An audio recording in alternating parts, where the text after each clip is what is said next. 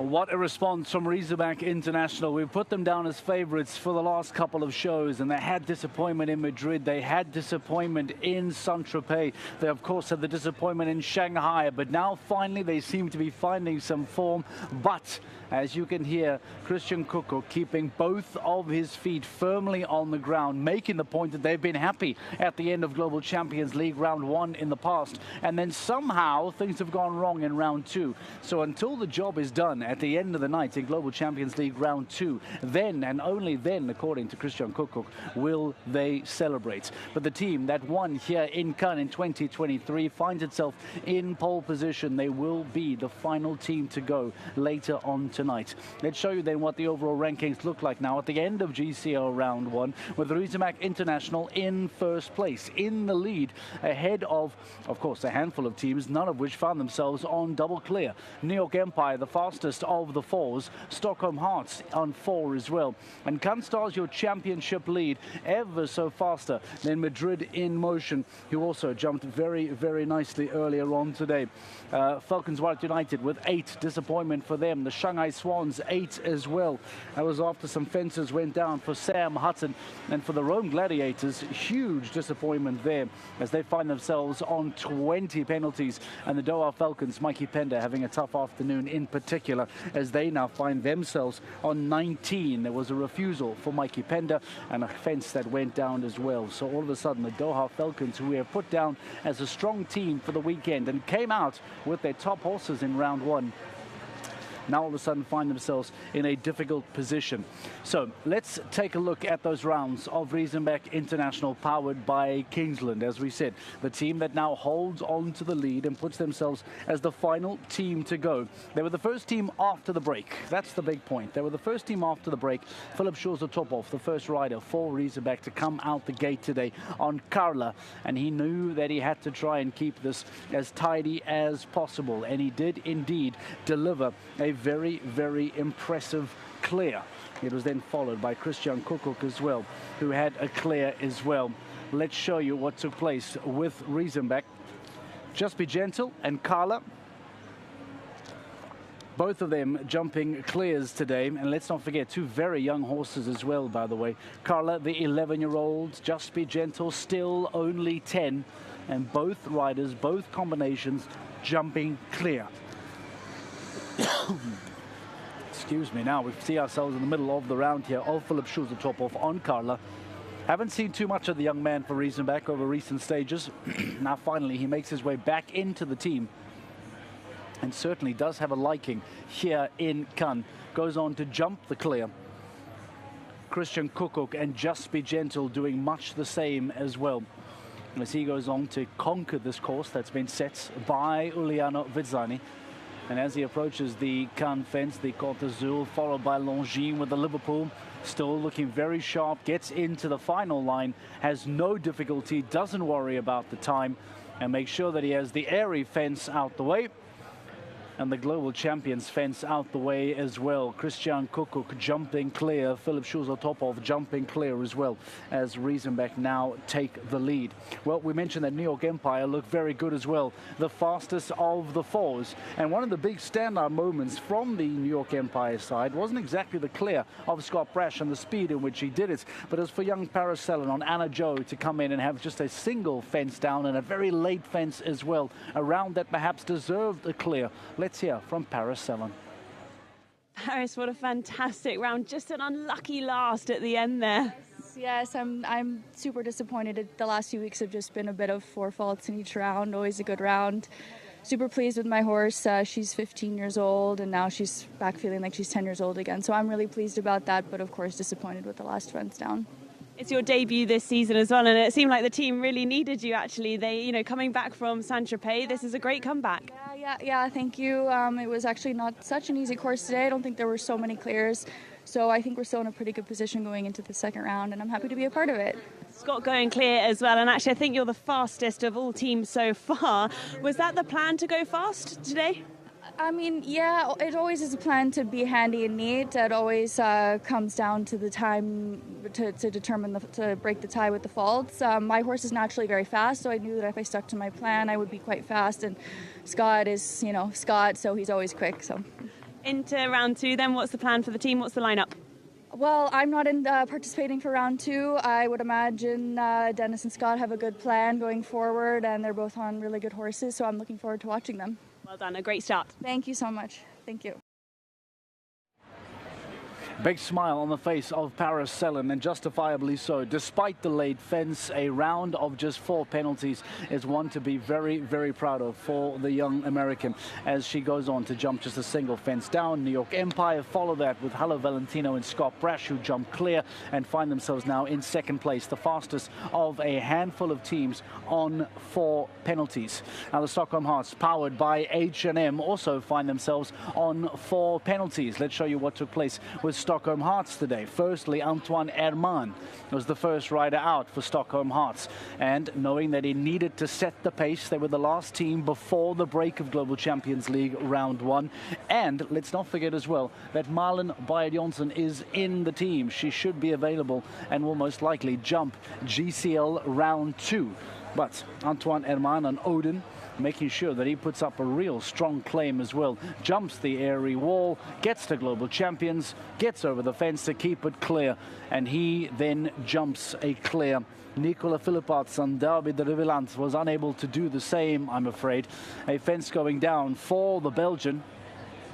But despite that fence going down, approaching the Liverpool, keeps it clear, gets into the final line towards the airy fence, and then goes on to jump the final fence too. Keeps it on a 4, and the Stockholm Hearts, powered by H&M, find themselves in 3rd place, the second fastest of a handful of teams on 4 penalties. Remember, they are second on the overall championship rankings of the Stockholm Hearts, powered by H&M. They will want to try and stay as close to Riesenbach International as possible. Riesenbach, who now lead, will be hoping that teams like New York Empire can wedge themselves in between Riesenbach and Stockholm to try and make as big a points difference between the two sides come the end of the afternoon. Well, as you mentioned, a handful of teams find themselves on 4, and the Stockholm Hearts are one of them, as are the Cannes Stars, powered by the Iron Dames, the championship leaders who won the previous stage in Ramatuelle Saint-Tropez. Now come into today's events looking to try and keep the pressure on Stockholm Hearts, to try and keep the pressure on Riesenbach International. They were relatively early to go, 6th out the gate today. Sophie Hinners with a late horse change as Sinclair comes into the ring and goes on to jump a superb clear to set the pace for the Iron Dames.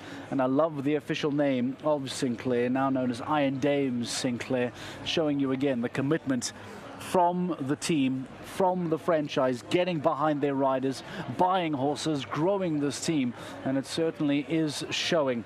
Unfortunately for Kim Emmen and In Flame Go, she wasn't able to deliver a clear. We saw them with a clean sheet last weekend. That will not be the case this weekend, as Kim Emmen takes one down on her 11-year-old. She gets 4 penalties to her name, and that is where it ended for Cannes Stars, powered by the Iron Dames, who then find themselves now, as it stands, in 4th place behind New York Empire and behind the Stockholm Hearts. The Cannes Stars still firmly in the mix. We'll be looking for a good second round, and we'll be hoping to try and keep things tidy and go on to put pressure on them. Maybe get onto the podium as well. We'll have to see. That's Cannes Stars, powered by the Iron Dames. Madrid Emotion, and I do love, by the way, it's just slightly off camera, but I do love the fact that the kiss and cry is just right over my shoulder here, because we get to see the best reactions from the riders, from the managers, from the grooms. They are right here in the studio, and they live and breathe every single one of those moments, every single one of those jumps. And of course, that was the case as well for Madrid Emotion. We saw them come out a little bit earlier on as well today. They were in 12th to come out the gates after New York Empire and just before the Monaco Aces. Well, Michael van der Vleuten and El Wiki 2 for 2 cleared this season coming into today's competition. And Michael van der Vleuten has been somewhat in different form of late. He has not been able to deliver perhaps the repeat performances that we saw for Madrid Emotion last year. But he does, however, keep it clear here today. He delivers his 3rd clear out of 10. And El Wiki, 3 out of 3 for him. Mark McCauley was next to follow after Michael van der Vleuten. And after the clear was delivered, unfortunately, for Mark McCauley, a fence going down. He was able to keep it clear, though, from that point onward. He keeps Madrid Emotion on 4, and they find themselves now just behind the Cannes Stars, just behind Stockholm Hearts. Madrid Emotion now in 5th place with a group of teams on 4 that all of a sudden will be trying to stick up with Riesebeck International later on in that second round. We'll also be catching up once again with Rosie Tapner, who will be inside the ring. We'll get some reaction from Frederik de Backer as to what has been built for Global Champions League Round 2. We welcome Uliana Vizzani back to Global Champions League this weekend after seeing Gregory Bordeaux design in Ramatuelle Saint-Tropez. Now Vizzani, of course, no stranger to GCL course designing, makes his way back into the GCL course design. We'll see what he's put together for GCL Round 2 a little bit later on, making use of this very square arena, making use of that very gentle slope as well that Frederik spoke about, from the big LED screen all the way through to the end gate here as well. So all of that is going to come into play a little bit later on. But now let's hear from Mark McCauley, the Madrid in Motion man, some reaction from him after his round. Great start for Madrid in Motion there. Just reflect on your round for me. Obviously a bit disappointed to have one down, but overall very happy with the way the mare jumped. It's her first Global Tour show. She's just starting to jump this level, so the feeling was great. But maybe my fault, the fence down. So I blame myself for that. And Michael's horse jumped great. He was clear. So we're not too bad going into the second round.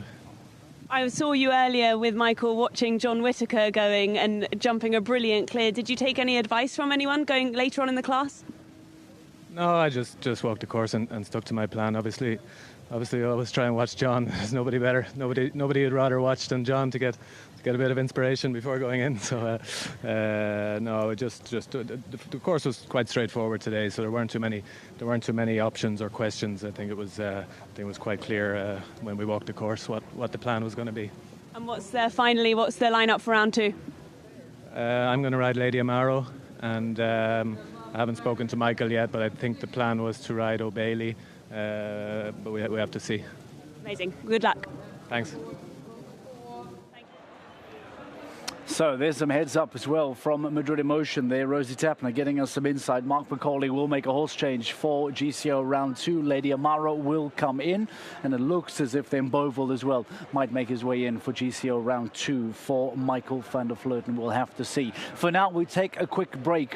Give you about 15-20 minutes, catch a breather, grab a drink, and return for the build-up to GCL Round 2 live from Cannes. So stay with us. We'll be back with you in a few moments' time. This is GCTV. This is Stage 7 of GCL of the 2024 season.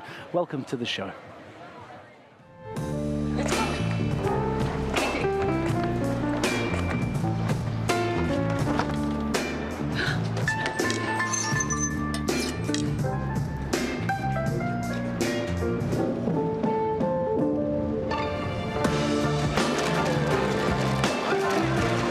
Elegance is an attitude. Of course it is.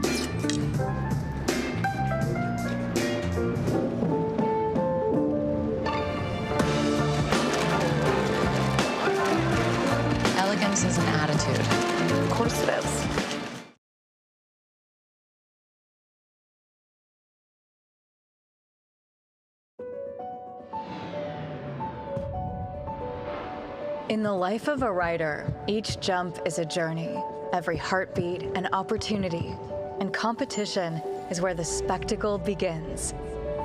Every victory, a celebration. Amidst the luxury and elegance, I found my home. I recall the highs and lows as if they were yesterday. But for every triumph, there's a battle fought. For every leap forward, a step back in time. The tension between competitors fuels the fire.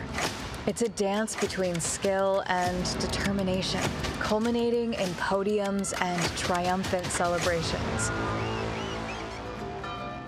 From city to city, we cross the globe in pursuit of glory, overcoming obstacles and embracing the challenge at every turn. Each rider is a testament to perseverance and dedication. Each competitor a source of inspiration and motivation. As I look back on the journey, I see the challenges, the triumphs, the moments that define us, each memory etched in the fabric of time, shaping us into who we are today. Together, we've written a story of courage and passion. And as we gaze towards the future, let us remember that the true essence of sport lies not in the outcome, but in the journey it inspires. Today begins a new story, and I want to live it with you here in the new season of the Longines Global Champions Tour and Global Champions League. Don't miss out on the Global Champions 2024 season.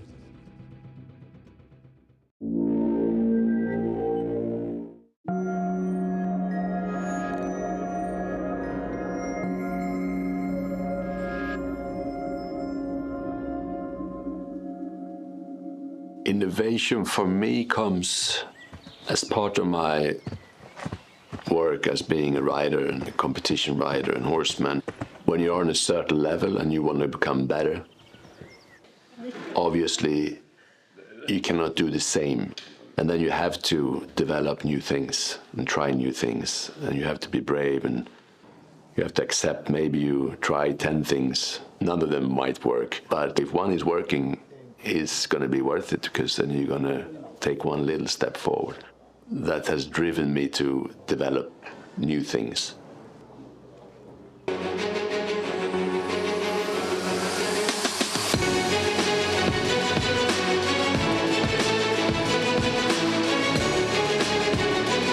I'm Petter Fredriksson, and this is Pursuit of Greatness.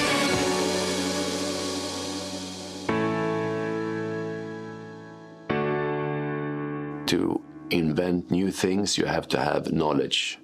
It's not enough just to say, I would like to do something new. If you don't have the background and the experience, I'm actually not only for new things. You know, I'm really respecting traditions. You know, a long time ago, I read Alois Podolsky's book, The Horse and Rider from the Spanish Riding Schools. I read 3 times, and you can learn so much from it.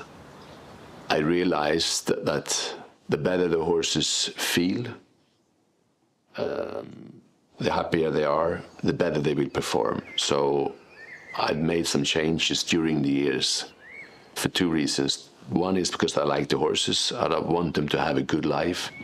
But then the second reason is because I want success. He's very driven of searching for development. Maybe the last 5-7 years, it's been much more of it, because I think together with the confidence that you maybe believe more and more and more that you don't need to do like everyone else.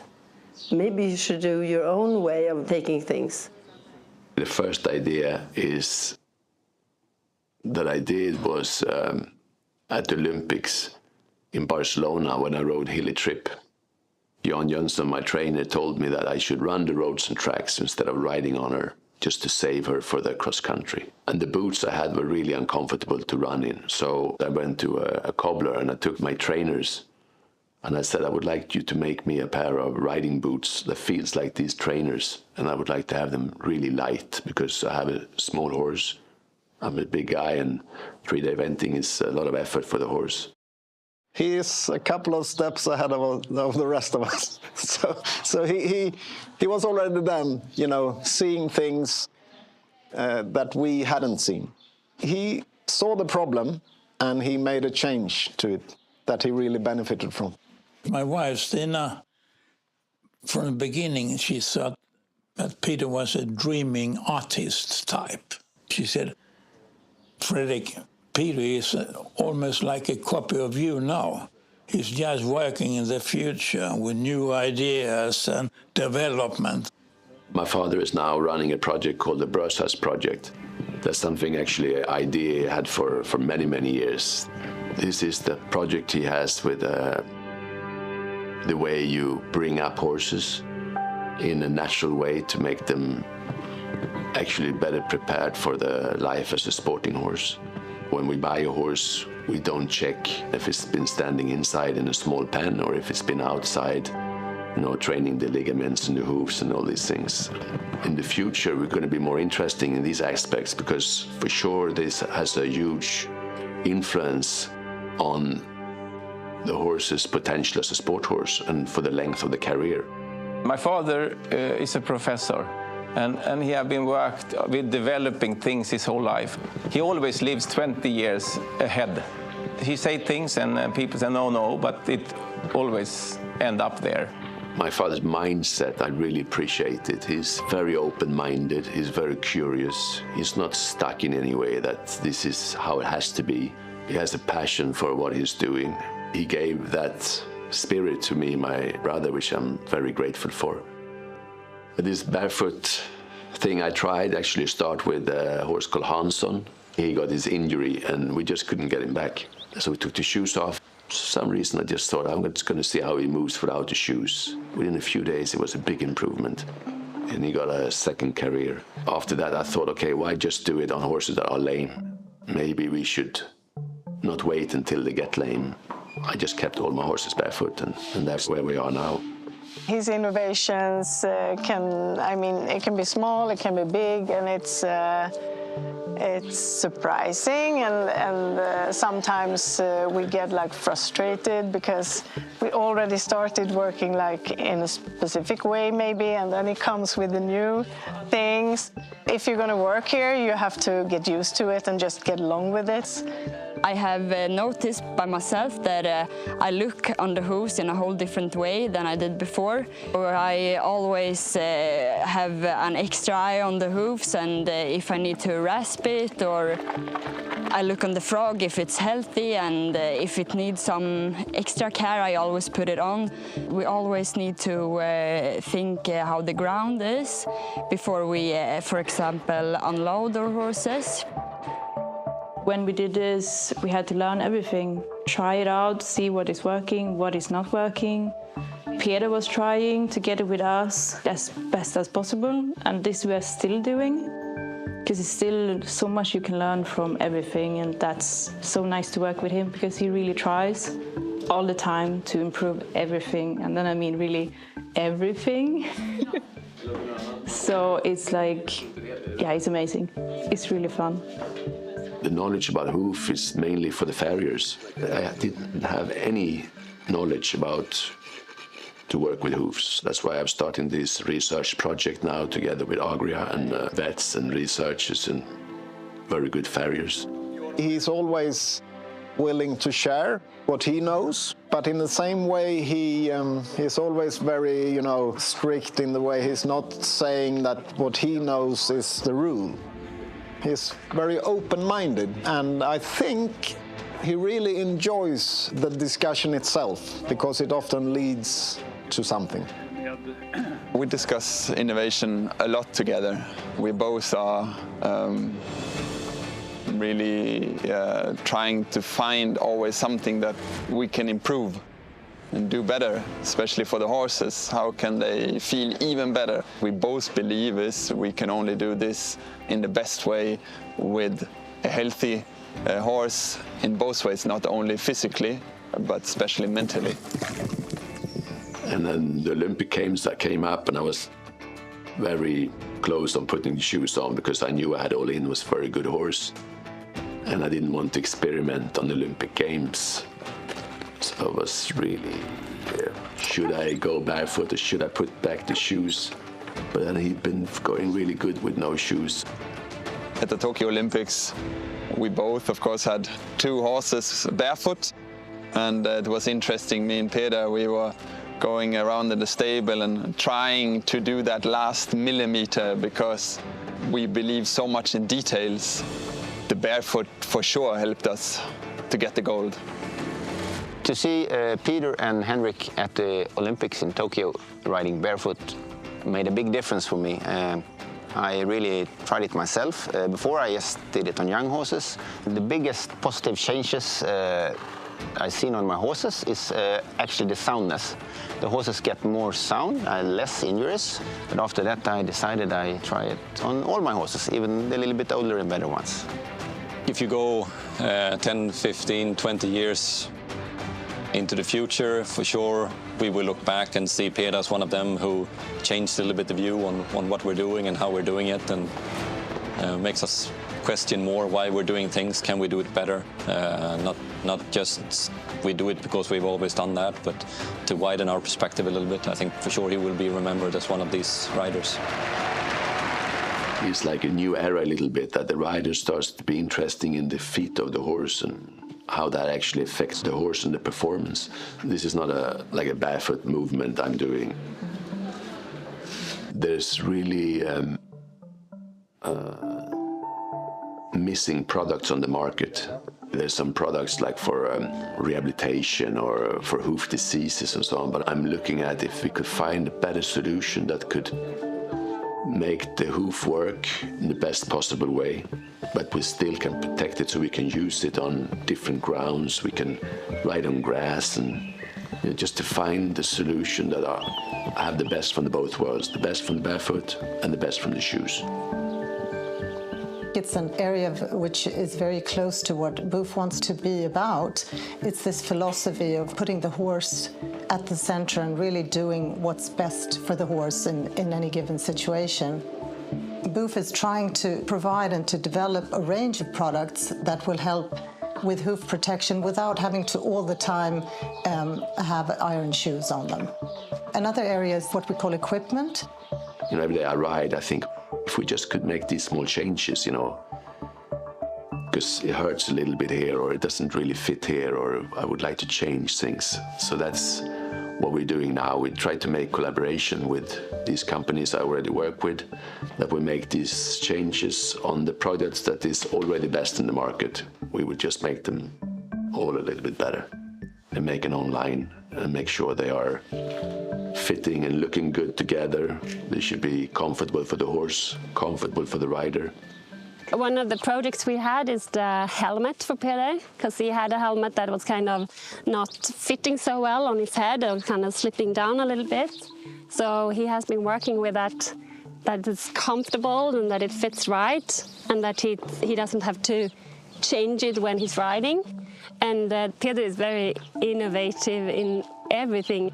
He goes his own way and he doesn't care what others say. He has a lot of skills and knows what he wants. One of the things that is closest to our heart is the building of what we call the Boof community. Peter is just such an inspirational and good person to be able to do this, because he has been riding at the top sport level, and yet he always has the time and the energy to think about what's best for his horses. A lot of the time the rider has to look at horses, they have to run the stable, they have to get the money and have to compete every week. When the day is over, normally there's no room for thinking about new ideas and work with companies. Like top riders, they have the days full anyway. That could be a reason that development is going quite slow. And this leaves a sport that there's really room for improvement in the equestrian sport, I think. This company I created want to be just pushing forward the development a little bit. That's why we had to start with the knowledge, just to do research, learn more, be curious. And the next step, invent new things, just pushing it forward a little bit. And I think it's a great time for me to do it while I'm in the sport, because I can try the things, and I want these things to be used by people in the sport that want to become better. The horse and rider has to be as one to be able to perform really well. The love of the horse is the most characteristic he have. He could have been a horse in a former life. He just puts his hand on a horse and it gets calm. He really expressed to me pure talent. The most valuable thing was actually to watch him, because you could see that he was doing it with such a feeling. The rider has to shape the horse and make it into a star.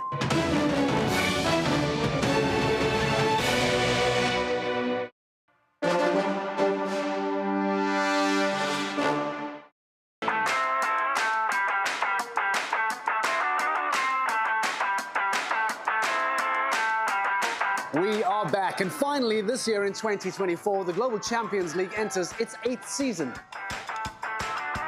It's a team championship over 15 stages, with riders of different nationalities competing on each team. Every team has a team manager who selects a maximum of 6 riders for the season, and they must contain at least one under 25. Halfway through the season, the transfer window allows the team's manager to change riders on their roster. This year, the transfer window opens after Paris and closes before Stage 9 in Stockholm. A maximum of 3 riders travel with each team to each stage, but only 2 of them can compete at the 2 rounds of GCL. Between rounds, a manager can swap in a horse or change rider. The penalties of both riders are added over the 2 rounds, meaning there's no drop score. In case of a tie on points, the added times from round 2 will be the tiebreaker. The team that wins the stage will add 30 championship points to its tally. Teams are battling to finish in the top 4 in the championship, as that takes them straight to the semi-finals of the Global Champions Playoffs this year, held in Riyadh, Saudi Arabia. And the team with the most points at the end of the season will be crowned 2024 Global Champions League winners.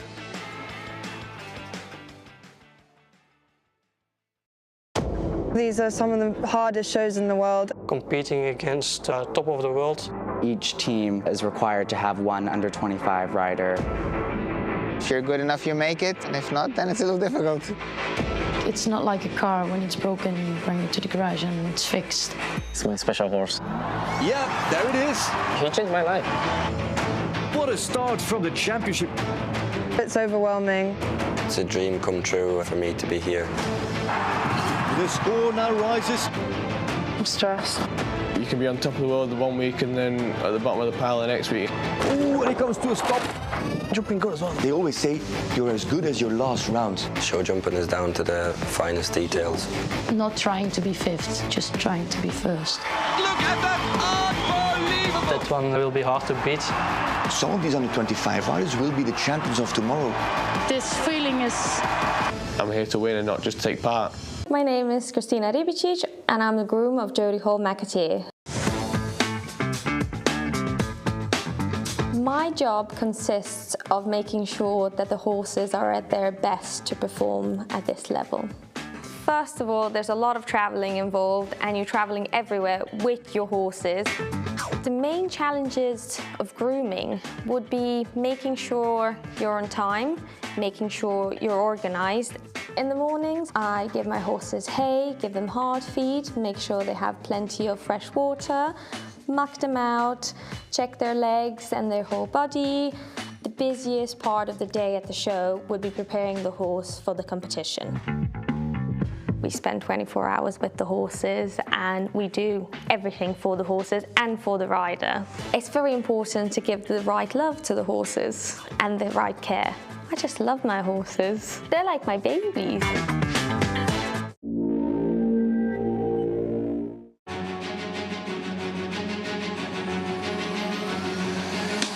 Courageous. Organized. Dedication. Skillful. Artist. Modern. Genius. Perfection. I'm trained to get in the right state of mind. I am Peder Fredriksson.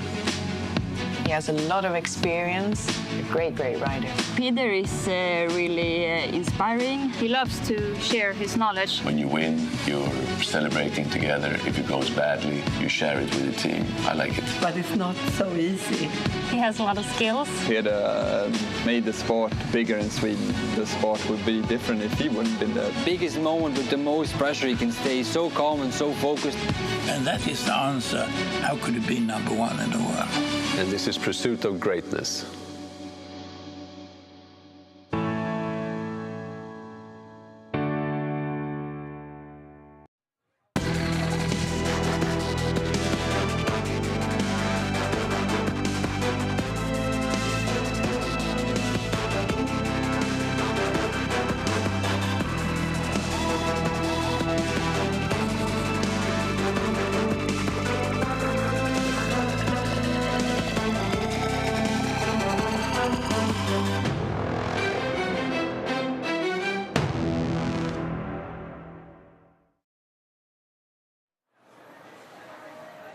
Hello and welcome along, everybody. This is GCTV. My name is Mark Lewis, and this is the beginning of the sunset, the beginning of the floodlights for Stage 7 of the Global Champions League here in Cannes. We have already had Global Champions League Round 1. We're at the halfway point that has seen Razorback International, powered by Kingsland, go on to storm into the lead. But there is a lot of show jumping still to follow. You can see the official course walk is underway. The riders are behind me. They are measuring their strides. They are trying to work out what Uliana Vizzani, the course designer, has put together for tonight's class. And there is a lot to come in the build-up to today's second round of GCL. Firstly, let's take a look at the virtual rankings. I love this virtual rankings table because it gives you such insight as to how the championship were to look if things were to end the way they did right now. So if Razorback International lead and win as they are currently doing and take all 30 points from tonight's stage, they will jump up to 127 points and be just 11 behind the Cannes Stars, powered by the Iron Dames. Now Stockholm Hearts all of a sudden find themselves in second place, and they then would push up to 132. Madrid Emotion, Falcons Vart United, Mexico Amigos and the Doha Falcons would take home their respective points to make up a new top 5, 6 and 7 after round 1 if we were to incorporate these virtual standings.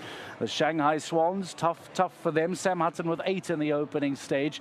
New York Empire and the Istanbul Warriors find themselves, as it stands, currently in 9th place. 12 penalties from them as they would take home 12 stage points.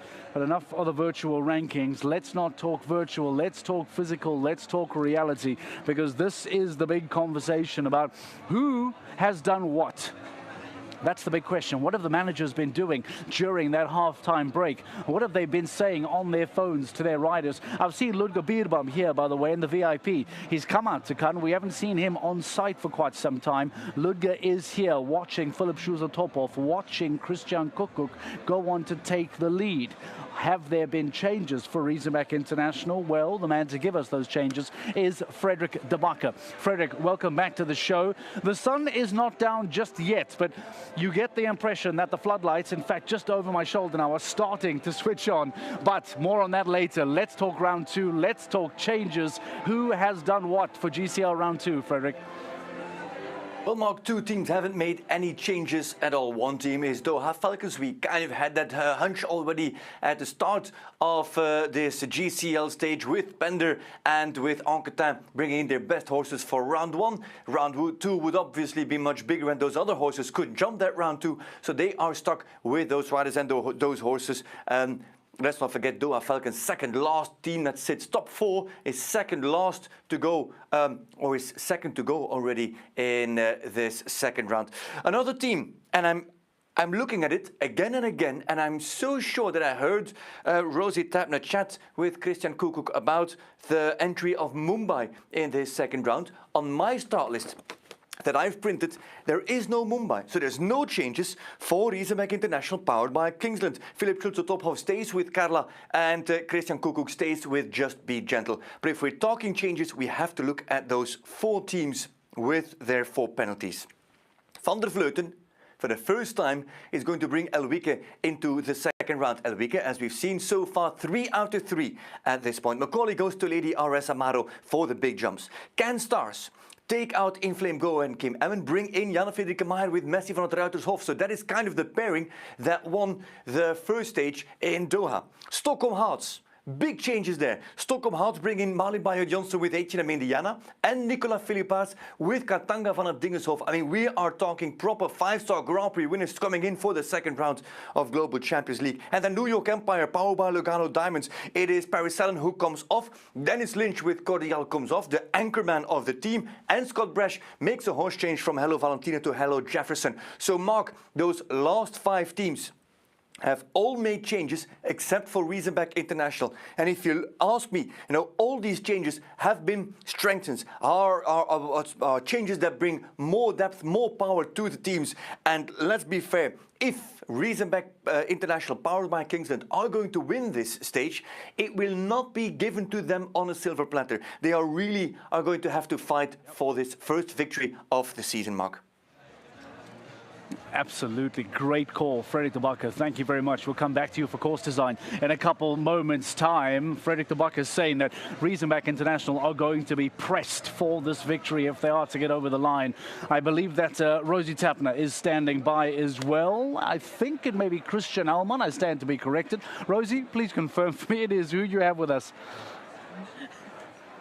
You are quite right, Mark. It is Christian Alman, who actually we haven't seen a huge amount of this weekend. This is your first class this weekend.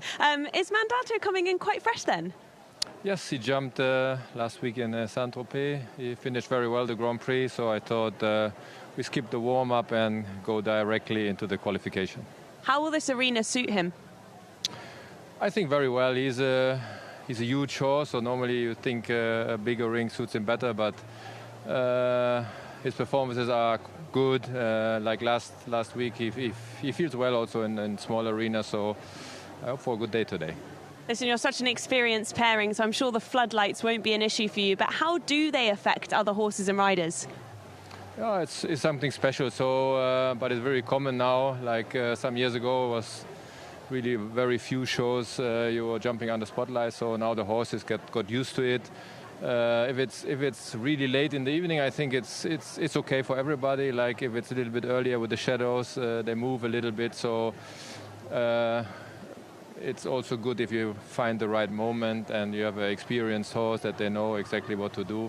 So with Mandato, he did many times. So I think I'm pretty safe. Well, Daniel Deuys is also coming in, a horse change here with Killer Queen. You've got both top horses for round 2. Is the plan to go for the time, to go for the clear, obviously for the clear as well, but are you going to put pressure on other teams? Exactly, that is what we really want, to have a good result. I think both of us, we are not going for the class to take the last risk, but for sure to go clear and put pressure on the other teams.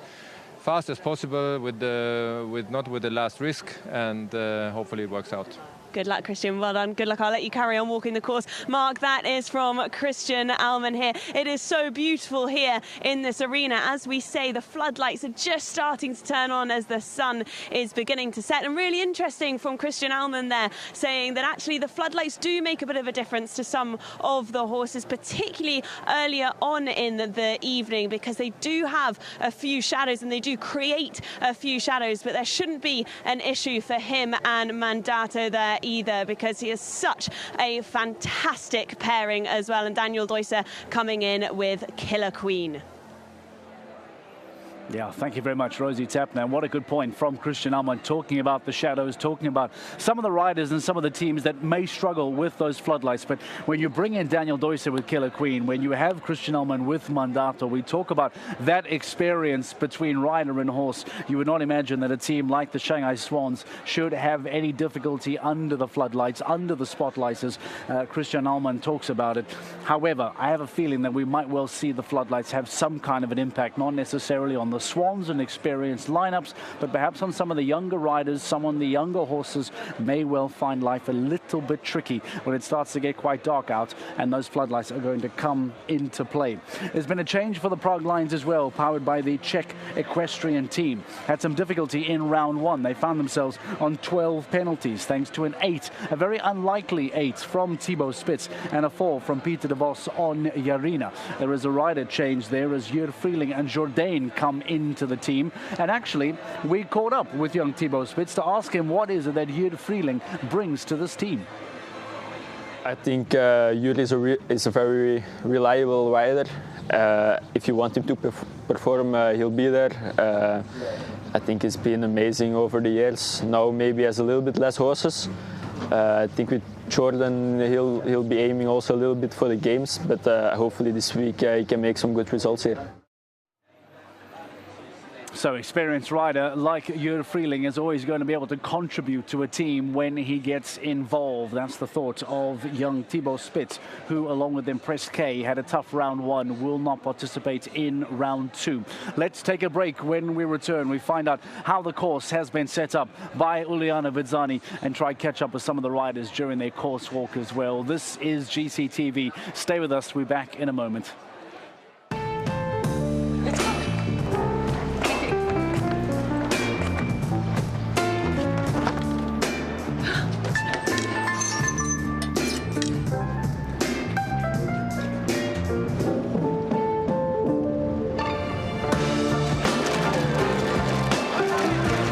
Elegance is an attitude. Of course it is.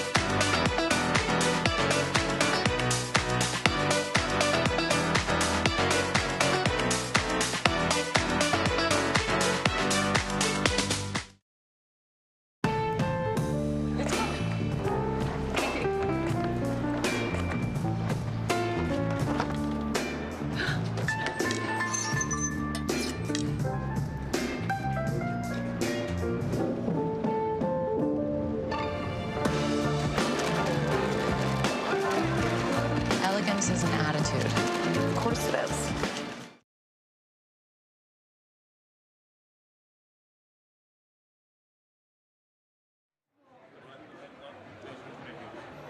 Welcome back to GCTV. This is how we look going into the second round of GCL.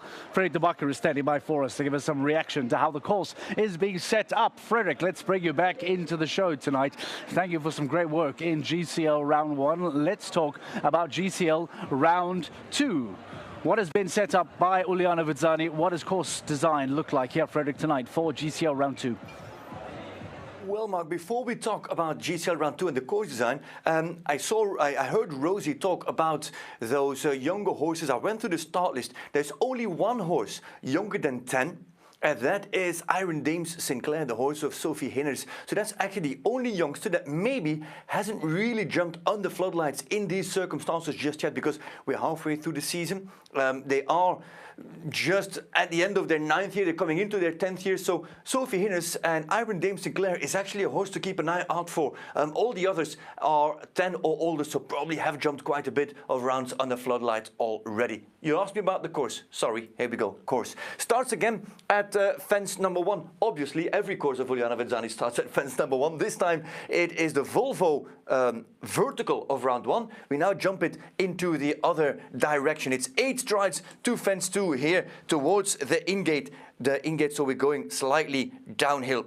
Next, from 2 to 3 is an open distance, 6 strides slightly up the hill, and then we come into an interesting line that Vezzani often builds here at the bottom, at the lower end, right by Hospitality. He gives you this double combination with 8 meters 10 inside. That is normal. It is vertical to Oxer, 8 meters 10 inside. But what I hear is that this next line, the line over to 5, that is a very, very forward 5 strides to a very, very tall vertical as well. Meter 60 is the size of this vertical on a flowing 5 strides. Of course, that comes into the advantage of the bigger striding horses. Smaller striding horses might even do a 6, who knows? But also keep in mind that this part of the ring, Mark, this part of the ring is the part that catches the most floodlight. So those fences are best lit. This fence, or these fences, actually sit outside the core of the floodlight. So that's something that we have to keep an eye on for this second round of GCL. There is a round of 7 to 8. It's an inside 8, it's an outside 9, depends on how you want to ride it and how that comes at you. And then, that is something remarkable, and not really remarkable, but it's the distance that is given them inside this double combination. Just have to check on my screen. It's 1150 here. So 2 strides, but quite a long 2 strides here on the downhill slope, 9A to 9B. It's actually a fairly long course, because after 9A, 9B, I wonder, Mark, if what is designed here is an outside turn to 10, but there has to be an inside turn, no? I think there's actually an inside turn in front of fence 2 to fence number 10. And that inside turn is going to be interesting for 2 reasons. Well, A, you're going to win meters and thus time, but also here on the downhill slope, it is a short 7 strides to fence 11. So I can imagine if you take that inside turn, your pace will always reduce, your horse will come back more easily and sit on its hocks, so the 7 will be a little bit more easy as well, Mark. So keep an eye out of that double. Is there an inside turn to 10 or not, and how does that affect the 7 strides in that line from 10 to 11? And then the final line that we must discuss after a very long loop to fence 12 is the line from 12 to 13A and 13B. It's a standard 4 strides in there. In terms of meters, it's standard 4, but it all depends on how you jump that previous Oxer, how your horse feels, where you sit. But 13B, Mark, the vertical coming out of the double of verticals is a vertical with a plank. And remember what I said earlier about that core of the floodlight here sitting in that square. Again, this line sits out of that hotspot of the light. So that plank is going to be an interesting one to watch, an interesting one to follow. We didn't see any planks last week in Saint-Tropez, if you remember, all because of the strong winds. Well, Vezzani with 2 planks already in the first round of GCL, and now a plank at the end of round 2 of GCL. He has given them a lot to think about, Mark. Okay, Freddie Tabaka, thank you very much. That inside going into 10, the inside turn becomes a big talking point. And as Frederick pointed out, the perimeter of the arena, of the ring, that perhaps is not going to get a huge amount of the spotlight power. Is that then going to be really, really tricky, as well as they find themselves perhaps just slightly in a darker region than what the center of the arena is going to be? It certainly is a big talking point for the riders to challenge themselves. Stockholm Hearts, will they suffer? Will they have any difficulty with it? Rosie Tapner standing by alongside Nicola Philipparts from the team powered by We Love Horses. Nicola, a great round for the Stockholm Hearts to start with there in round 1. Just 1 down for you there. Talk to me through that. I must say Antoine did a fantastic round. His horse jumped very good. Mine jumped very good as well. A bit pity from the middle of the triple combination. He maybe hesitated a little bit, or he jumped a little bit too low, but he really tried his best, and we're going to see what happens second round. You've got Marlin coming in in the second round with H&M Indiana. How is she feeling ahead of this? What have you spoken about?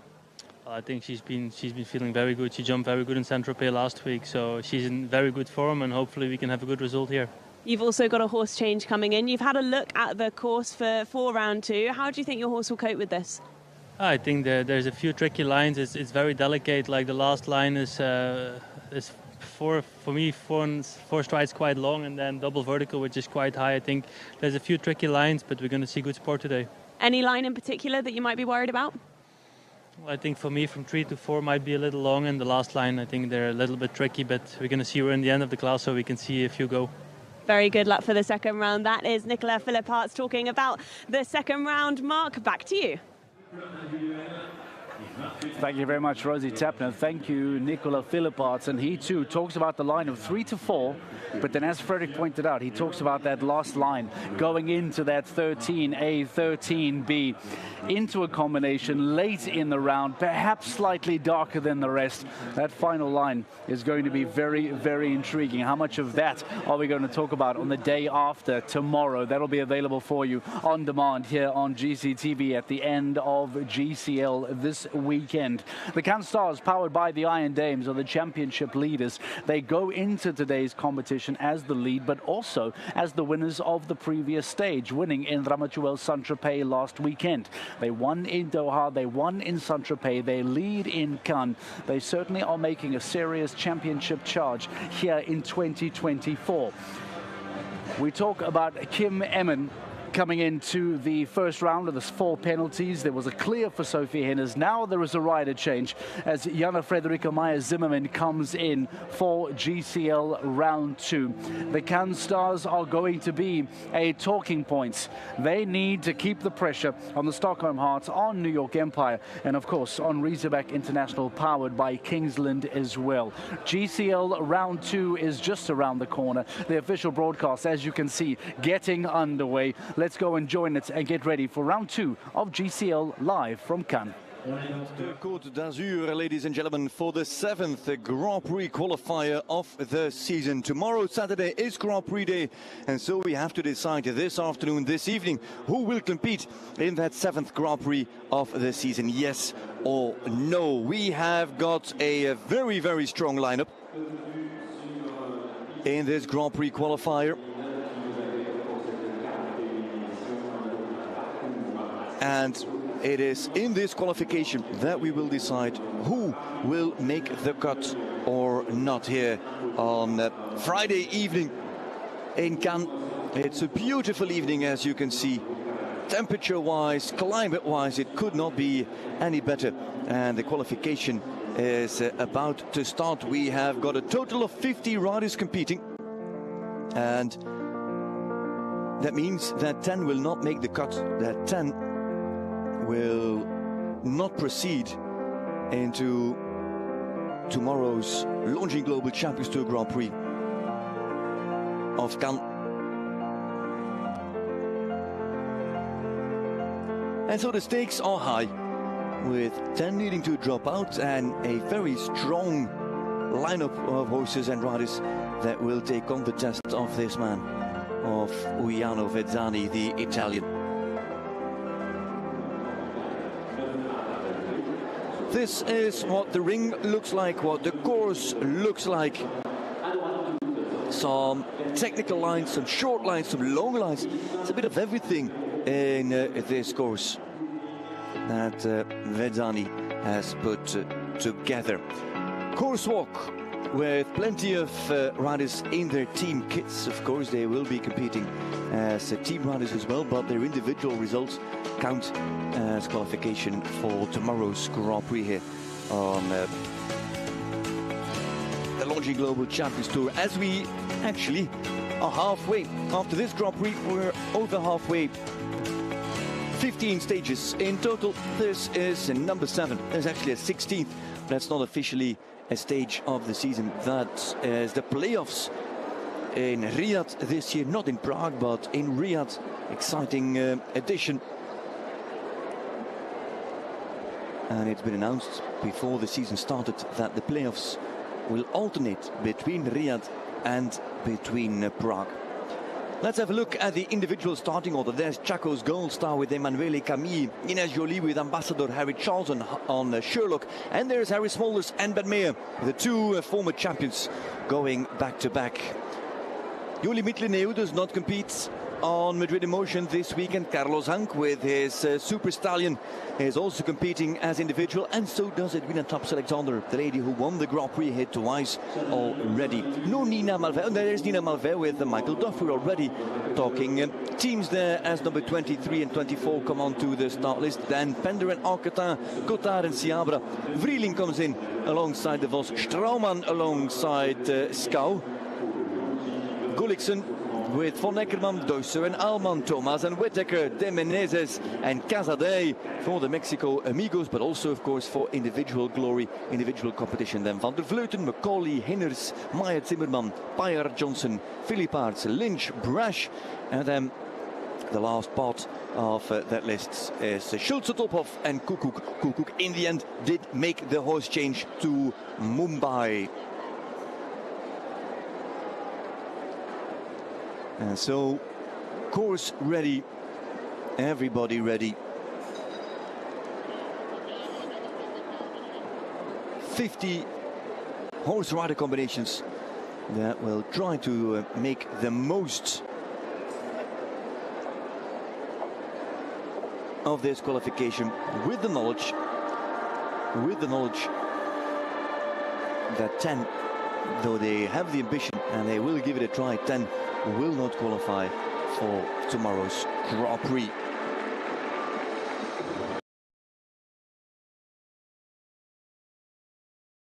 Surprise and Sandro Boy, and then quick start. For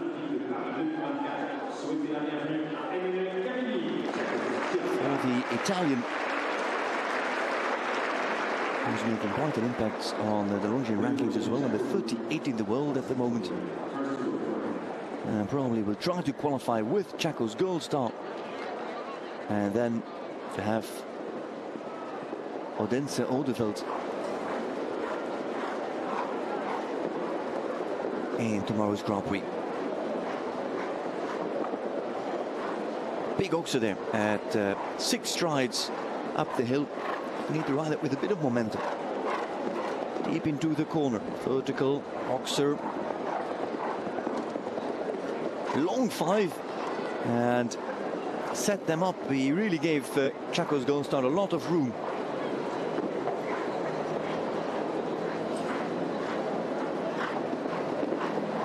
Eight strides, slightly flat jump. Did you see that? There's also a possibility to do 9 on the outside. Time allowed is 82 seconds.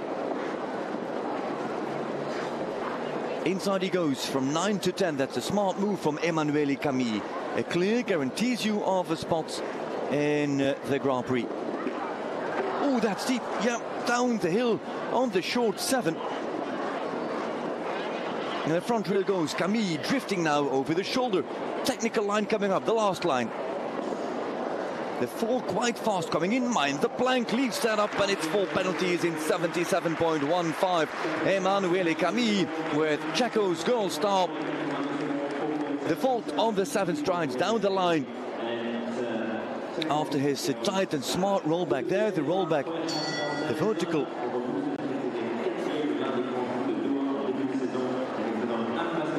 And he's 10 centimeters past the distance from what you can see on this camera angle. Slightly overrode the Oxer. Chaco's Gold Star for Emanuele Camille. The gelding Ambassador Z with Ines Joly.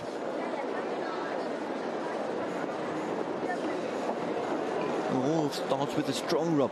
Let's have a look at these 6 strides for Joly.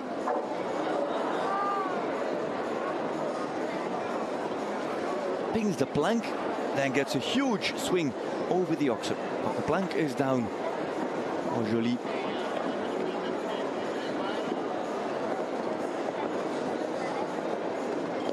In turn, rides and jumps that line very well.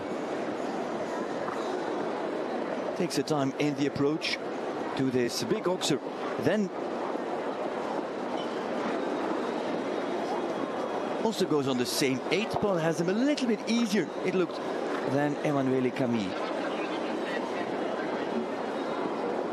Little touch at the front rail.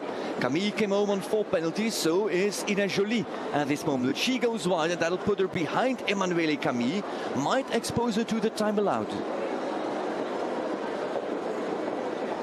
Waited, had the 7, then could ride a little bit more assertive to the Cannes Côte d'Azur Oxer. 82 seconds time allowed. Yeah, time penalties coming. Ines Joly, final double. Long in, plank is down. 2 planks down for Ines Joly with Ambassador. That's 8 for jumping and 3 for the clock in 84.67. Ines Joly and Ambassador Z took her time. Also in the fairly long approach that she made 2 fence 7, lost a bit of time. And then from 9 to 10, did not opt for the inside turn that is made available to her by Uyana Vezzani. Went round, went wide.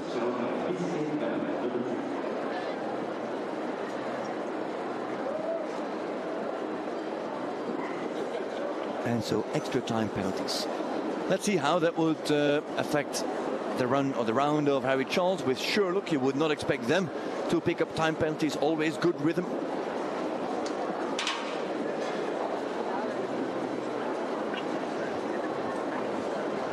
Nice jumper, this is Sherlock. He is by Bismalou and Malito de Rêve, 11 years young now. If I have it right, already as a young horse, part of the string of Team Charles, I should say.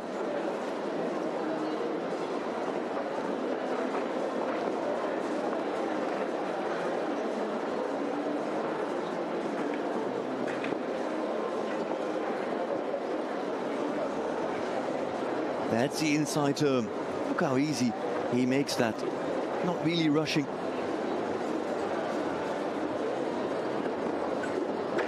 And then a good punch. Oh, just over the back rail. That was a big bang. Charles still clear. Final line.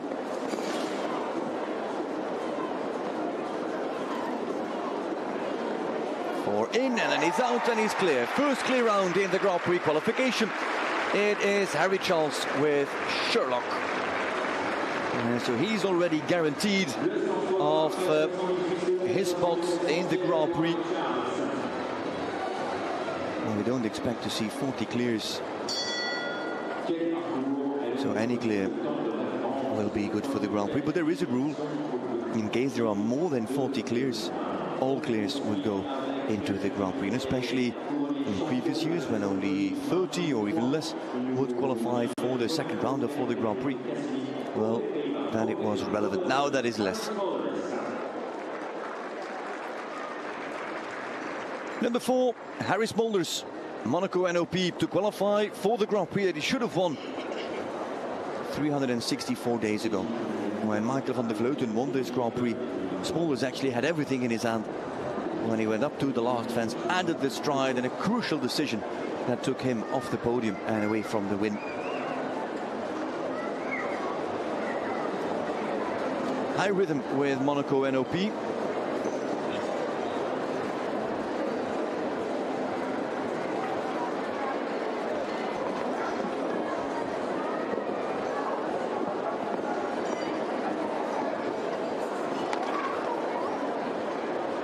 Always pushing, always moving. Lands, rides, never waits for the next fence. Always moves towards it and then waits for his distance. Always brings Monaco back into that standard rhythm, the metronome in the head of both Monaco and Harry Smulders. Wow, what an inside turn. Smulders, that's a beauty of a turn. Had a little look there, it seemed, Monaco NOP. Harry Charles leads with a clear in 78.71. How about Harry Smulders? Oh, big rub, leaves the plank up and is slower than Harry Charles in the end. And that just shows you see a lot of activity on Monaco, but he's not the biggest riding horse. He didn't cover a lot of ground, so Smulders had to be smart to get a good position. And in the end, he is 6 seconds faster. than Harry Charles, thanks to those very, very tight turns, those very well-planned angles at some of those fences.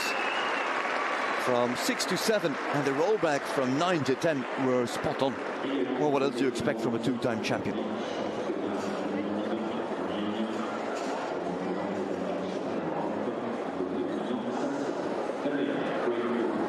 Here's the three-time champion, Ben Meyer, with Point Break.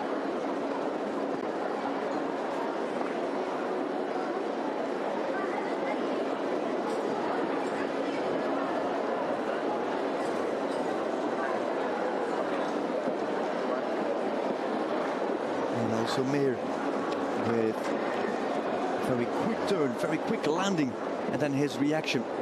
Those five, from what I understood, walked longer than they actually jumped.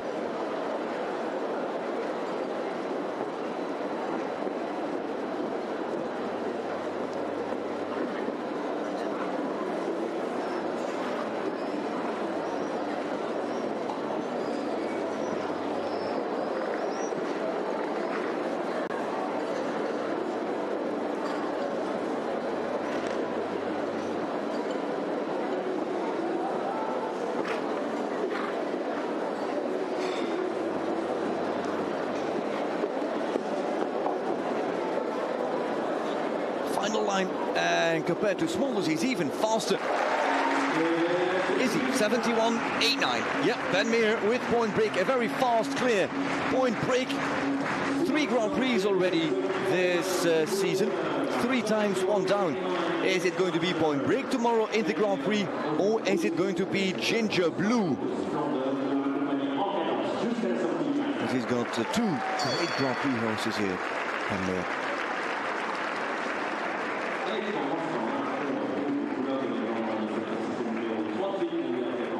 Yes, Stanley van Paasje and Peter Charles, father of.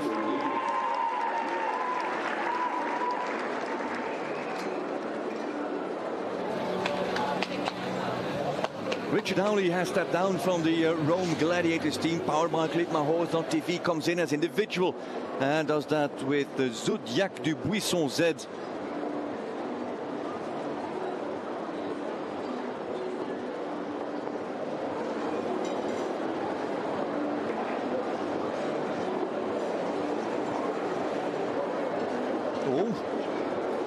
With a very forward approach to that oxer. It's not the biggest trotting horse, I think. This Zodiac just stretching over the back rail there.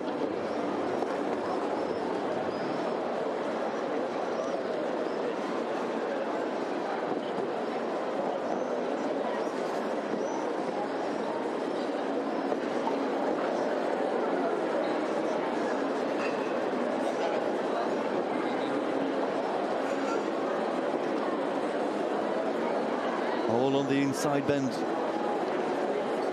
Wow, beautiful turn there.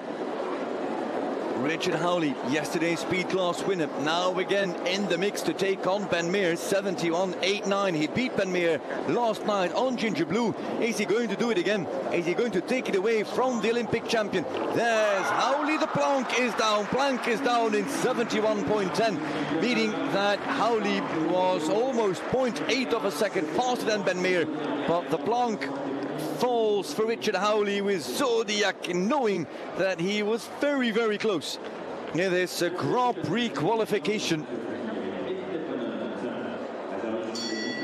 The better you rank in this qualifier, the later you start in tomorrow's Grand Prix. At this point, Ben Meyer as leader will be last to go in tomorrow's Grand Prix.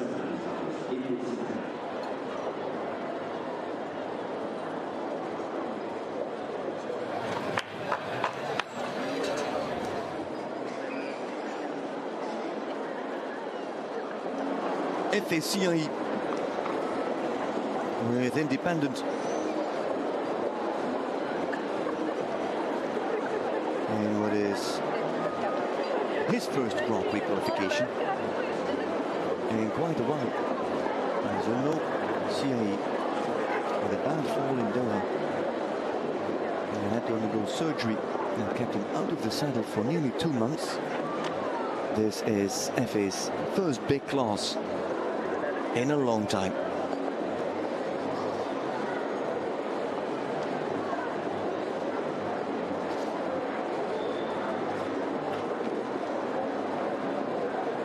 Safe, slower than Meir, but safe so far. It was indeed in the Grand Prix qualification in Doha that he fell with Piccadilly.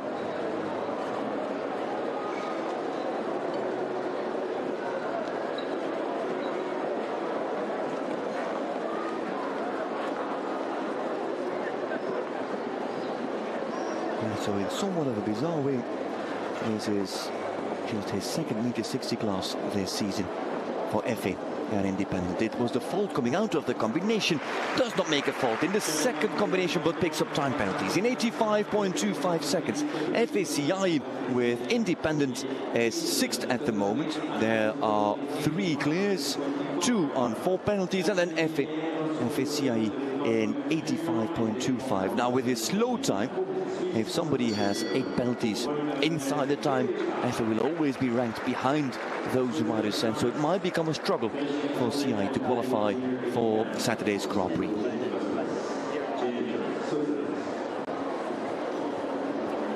think that's Mother CI. There, front row seats for her.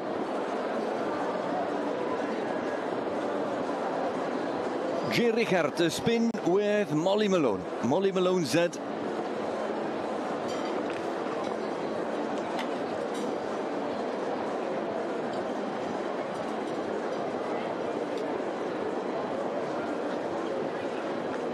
Wow, really came off the ground there. Molly Malone, slightly up the hill, a little bit of the floodlight shining from the blue plastic at the Liverpool.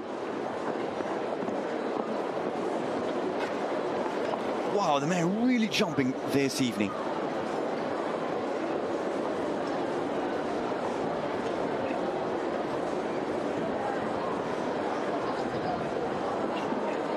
Not fighting with Ben Meir for the time, aiming for a clear with confidence for tomorrow's Grand Prix. Goes wide. How about time penalties? Should not be an issue. General, the pace was good. She did take the outside turn. Oh, rattles the front rail with both front and back feet. Final line, 82 seconds time allowed. Hasn't got that much time. Oh, what a great round. What a great round from Jane Richard. Clear in the time, 79.47. Look at the smile. The smile says it all. That is a great round from Jane Richard. That'll take us straight into the Grand Prix tomorrow. Steady clear does it for Jane Richard and Molly Malone.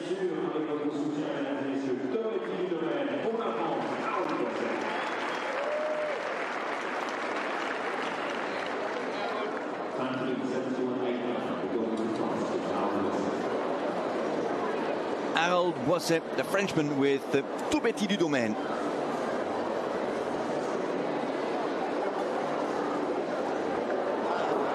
Oh, and the plan goes very early at 3.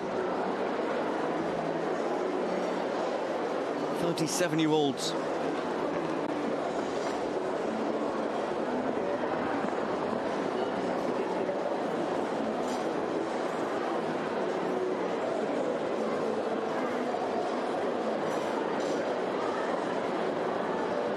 From the Montpellier area, close to the Riviera, the French Riviera. Wasn't a long travel for Harold Boisset.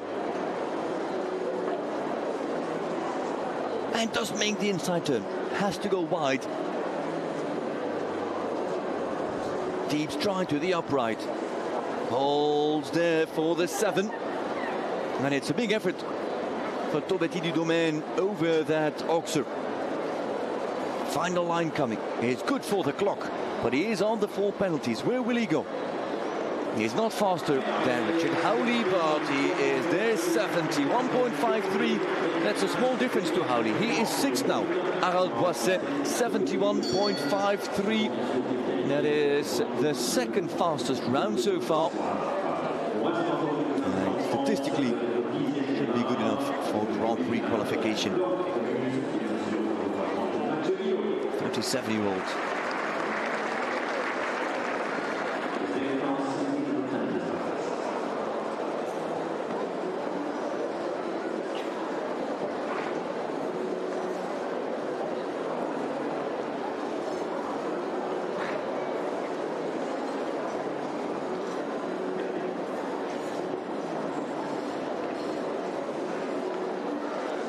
And to the next Frenchman, it's Mathieu Billon with Lord de Muse.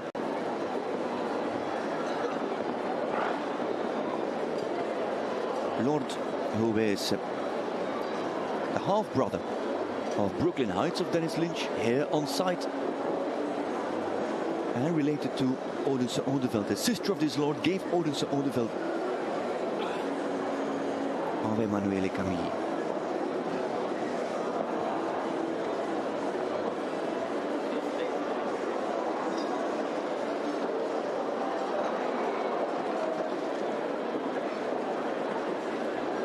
He's faster than Mir. He would be faster than Mir. And he still has a second in hand as he comes into the final line. Stretched there, 4 strides, double combination. Mathieu Billon, Lord de Muse. Quicker, 70.82 and in the lead of the Grand Prix qualifier. Big moment for the Frenchman here on home soil.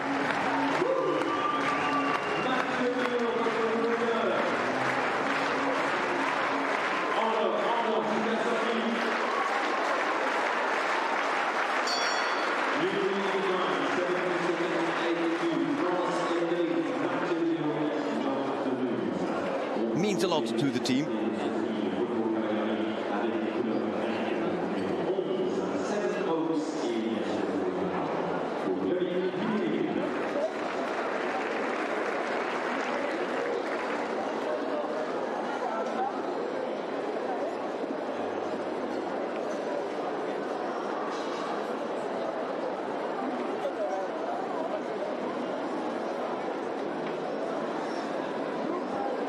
Jolie Mitlineo with the flashy 7 Oaks by Stolzenberg. Different horse than L'Artiste de Toxandria. Different horse than Levi's de Muse. Lighter. Slightly more thoroughbred-like. But Jolie, talented enough to ride all types.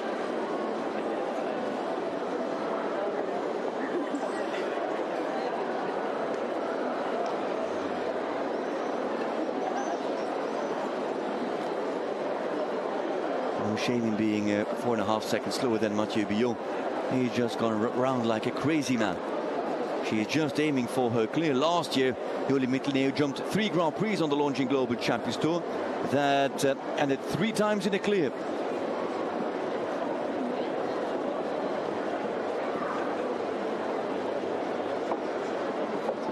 Time-wise, no problem. Should be good for the clock, for the time allowed. Here comes Jolie Mitlineo once again to qualify for the Grand Prix on a clear. Mitlineo has done it again. Not yet in the Grand Prix, but it's a good start this evening. Probably tomorrow, L'Artiste de Toxandra, but 7 Oaks has gone clear. 80.2, that means just under 2 seconds inside the time allowed. And the Hanoverian Gelding is stepping up and is putting his foot next to the one of Levi's and L'Artiste de Toxandra. Mathieu Billon, Ben Meer, Harris Mulders, Harry Charles, Jean Richard and Jolie Mitlineo with the clears. 6 have gone clear so far. 6 out of 11. 7 Oaks in what is just his first 5-star meet, the 60 class.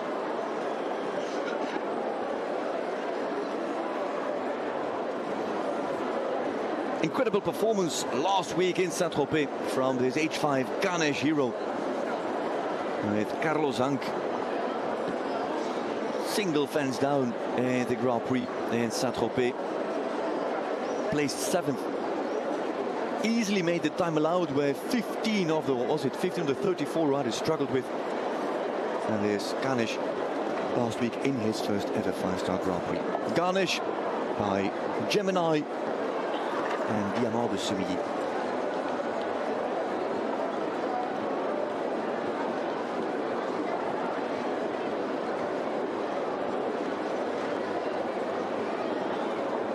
Bio, Meer and Smolders rode this like a speed class.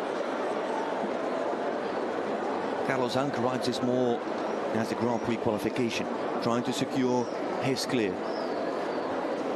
Turns inside, would now land just behind Harry Smolders, based on that split time.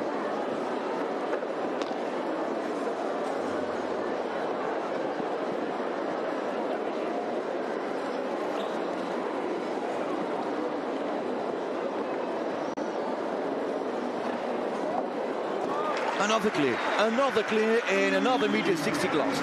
Ganesh Hero Z, you have to say, it's one of the horses of the moment. And no, it is maybe not yet a Grand Prix winner, but it's one of the younger horses coming up into this level. There's 10-year-old. And he's bringing consistency, he's bringing great results. And what I like a lot about the horse is not only the number of clears that they jump, it's his father on the left, but also if they're not on their best day, how do they handle it? How do they jump it? And if you look at those meter 60 classes that Ganesh has jumped, 4s or 8s, but never a bad result, like a really high score. And that's interesting as well. How good are you on a bad day? Evelina Tovek with Mobutu van der Roshoeven. Very early rail there for Tovek. Oh, and now a long one over that oxer. Mobutu really bringing his body up and over. The early 4 penalties at fence 3 for Evelina Tovek and for Mobutu sets them on 4 very early. She's always a rider with a fast ground pace, ground rhythm. And that will come in handy to get maybe around the time of, or in front, around of Harold Boisset and Richard Howley. Only 2 and 4 penalties at the moment. So she's aiming at time around 71.5.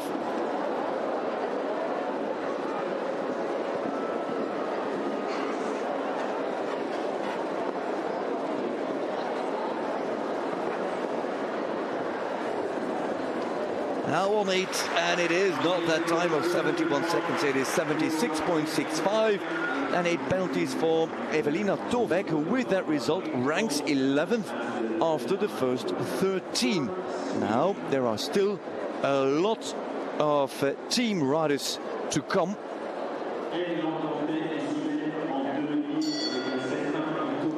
But it's not looking well for Evelina Tovek with that result.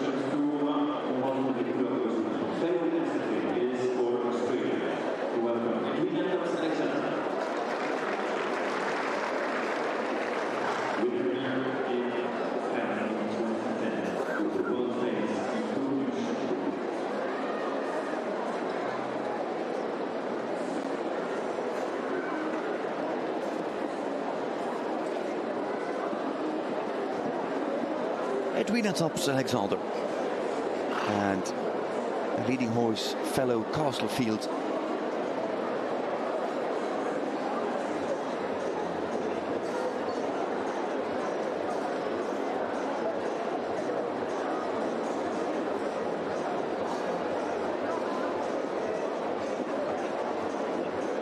That was a nice shot to Thad Oxer. He's got a normal stride, not overly long. And slightly up the hill, she could balance him and then push for that back rail. And the same. Oh, there, lost a little bit of shape with the hind leg fellow. And forced to take the inside turn.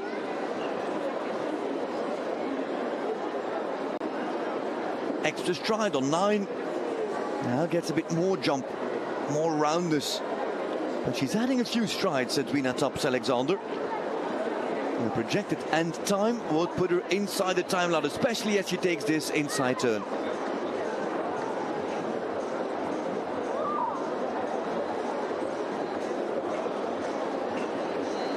The short 7 are fairly normal.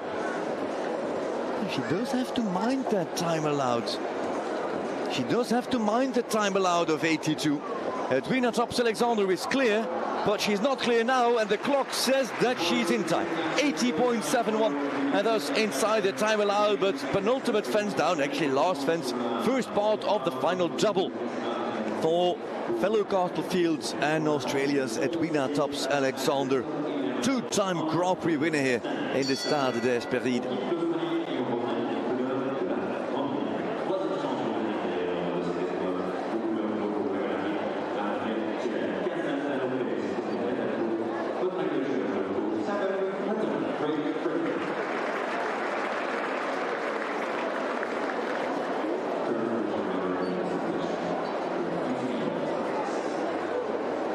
Sam Houghton, after jumping Casaltano for the first time in a meter 55 class, now jumps the horse for the first time in a meter 60 class.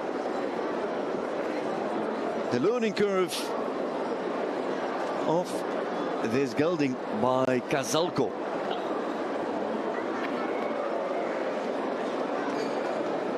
Casalco, the stallion by Casal and contender of Philipp Ruping and Stan Schockemöller.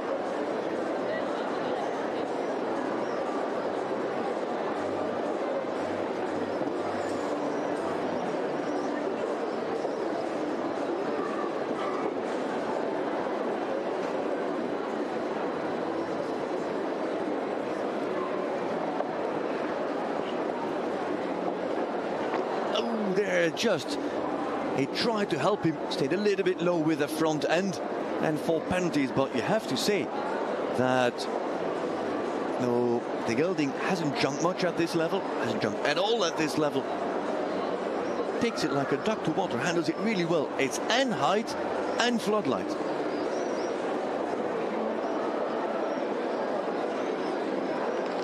Four in and then rubs that top vertical at the time penalty, comes out with 9. Not a bad result for the debut, but Grand Prix wise not looking smashing for Sam Houghton. 50 compete in this Grand Prix qualifier, 40 will qualify, and Sam Houghton is second last at the moment, so he needs a few riders to come out with a result, a score higher than 9 in order for him to qualify. The floodlight lights up Cannes, the showground, the Stade d'Esperide, now for Emanuele Gaudiano with Chalou. And under these floodlights we'll see once again that spectacular style of jumping of this Oldenburger gelding.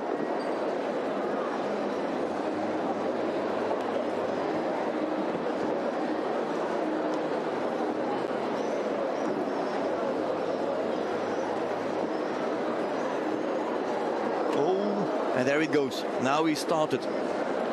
The problem is that once he starts jumping like that, he has a tendency to go higher and higher and overjump himself. And there it happens. It already happened at the Liverpool Oxer, apparently, because lost the confidence in the approach or inside the double combination to take on that Oxer.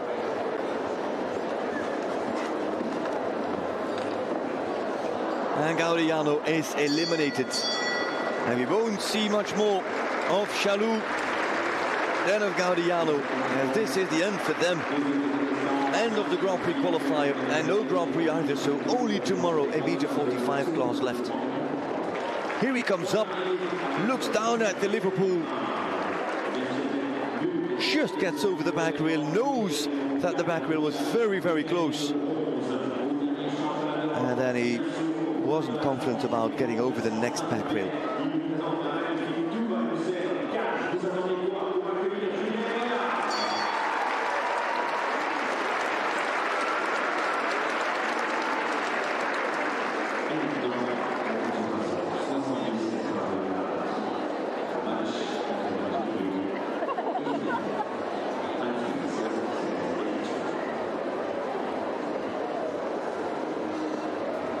One of the favorites, crowd's favorites, is Dubai du Centre with Julien Epaillard.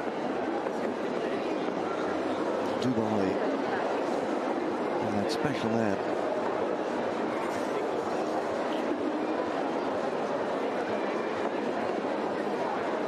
Malouin du Rouet and Diamant de Semilly.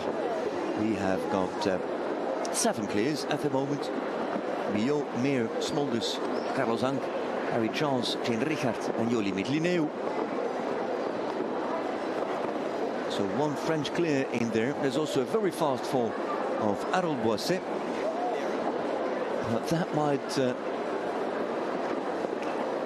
be broken, that record of Harold Boisset, by Julien Epaillard. But Dubai du Centre faster than Biot. Biot 70.82. Based on this split time, that would mean that Julien Epaillard is going to go around sub 70 seconds. He would be the first one to do that at that pace. Look at that. He's 3 seconds faster. Call that nearly sub 77. Epaillard, final line, Dubai du Centre, sub 67 I should say. And indeed, it is 67.19. Julien Epaillard has taken the lead in the Grand Prix qualifier. Julien Epaillard has positioned himself in pole position for tomorrow's Longines Global Champions Tour Grand Prix. What a great run from Julien Epaillard, only here with a single horse, completely focusing on tomorrow's Grand Prix, and in that will also, or is likely to be top placed in the qualifier as well. And I just don't dare to say yet that he'll win it, but who is going to take that away from Epaillard? 5 left from the individual riders competing in this class. Next is Jean-Luc Mourier with Gravity after qualifying for the Grand Prix of Saint-Tropez. Now another chance for the Frenchman down in Cannes.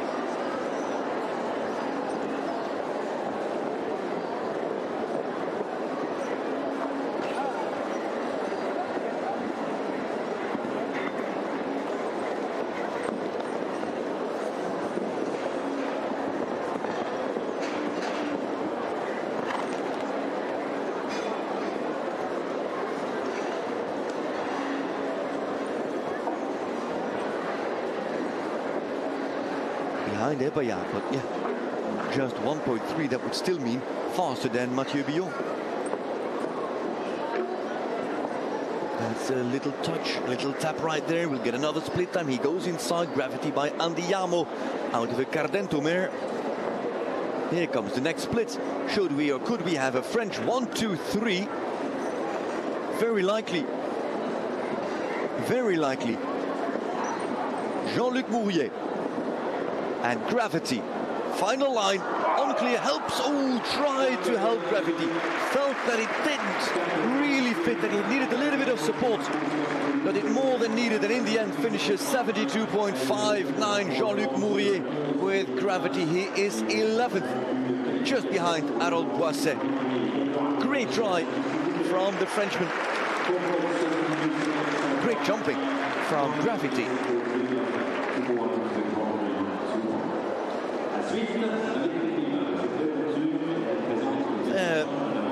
Slightly long on 4 strides, tried to help, but I think for Gravity did exactly the opposite, made it more difficult for the horse.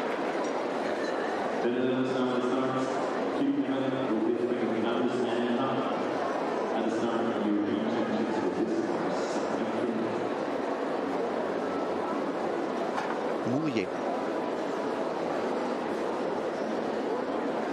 The big bay down there is In Flame Go with Kim Emmen. Dutch rider, gehouden by Namelus. Out of a Cartino Z-Dam.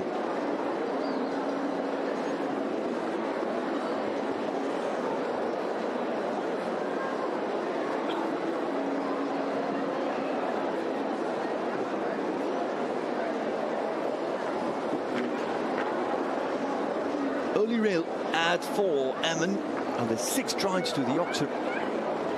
You see how much shine there is from that Liverpool underneath that Oxer.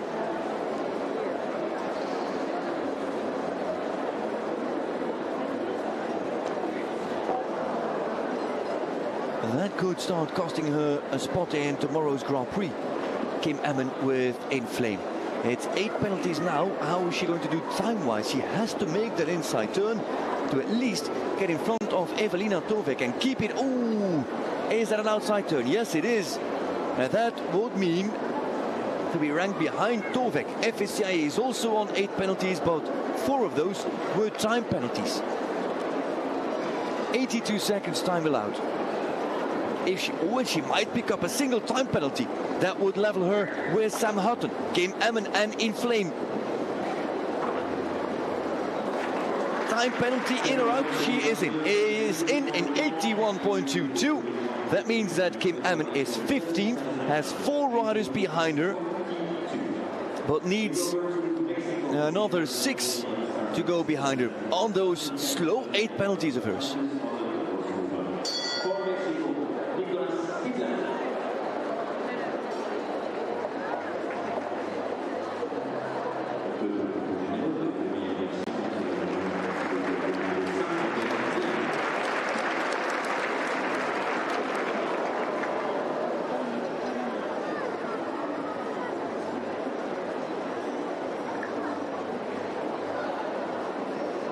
Nicolas Pizarro with the very flashy Atlantica du Soleil. Mexican already looking ahead for the next fence here in the stadium. That's the plank.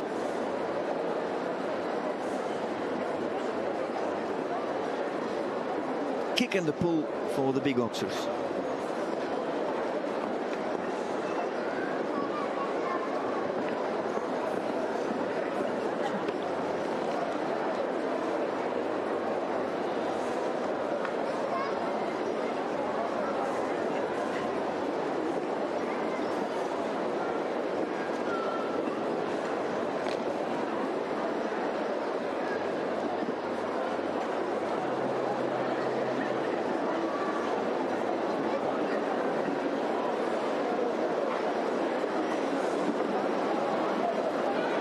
Still going clear. We have got 8 clears now, and Julia Payard is leading.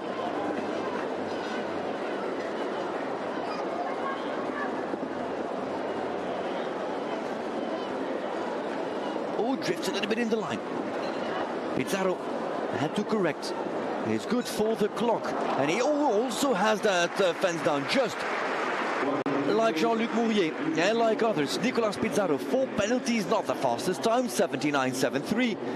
He's only slower, no quicker than Edwina Tops-Alexander, who is 14th. Nicolas Pizarro, 8 clears and 6 on 4 penalties.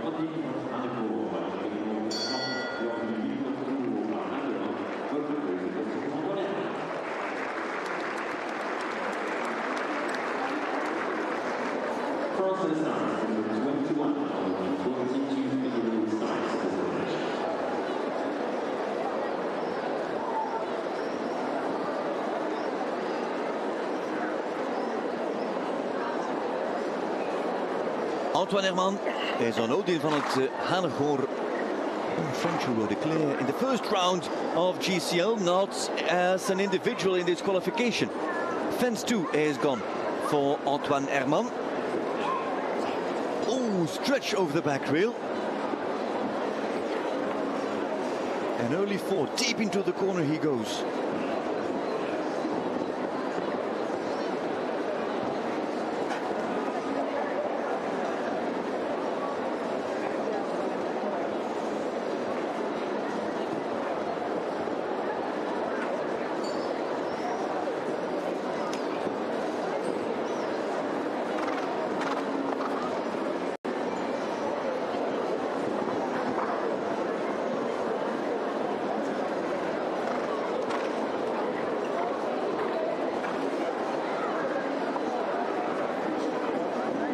Just a single fence at fence 2. That vertical 8 strides after fence 1 after the Volvo Oxer. Antoine Herman picks up the pace to get a good rhythm into that final round. First distance out of the turn, and all of a sudden Antoine Herman finishes on 12, and that puts him in 20th after the 21st riders. Not looking good for Antoine Herman. It was looking good until the final line, where it was just on 4 penalties. Finishes with 12 in that final line. The first distance out of the turn, he had the right rhythm. I also think he had the right point of takeoff. Maybe a little bit too casual to the oxer. And then with the pace, both rails went for Antoine Herman. And 12 and 13A. Thibaut Spitz has just come off Prague lines, powered by Czech Equestrian Team. Rides as individual to qualify with clear heart.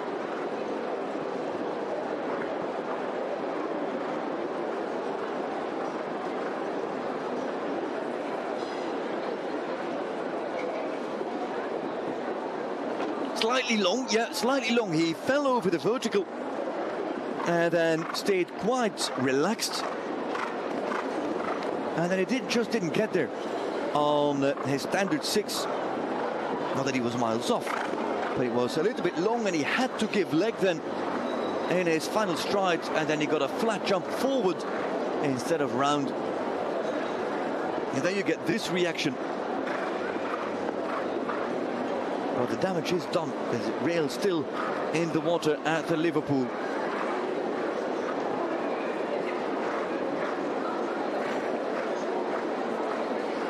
Easy inside turn with clear heart. The 9-year-old, keep that in mind, just 9. One of the biggest classes in his life for clear heart.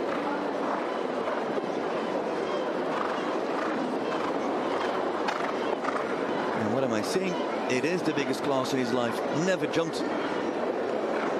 Oh yeah, jumped the meter 60 Grand Prix Saint-Tropez a week ago. That was his first meter 60 class. This is his second. He comes home on a score of 5. That means 1 for the time and 4 for jumping. Thibaut Spitz could make it for the Grand Prix, where he could choose from Clear Heart or Empress Kevrat Kattenheije.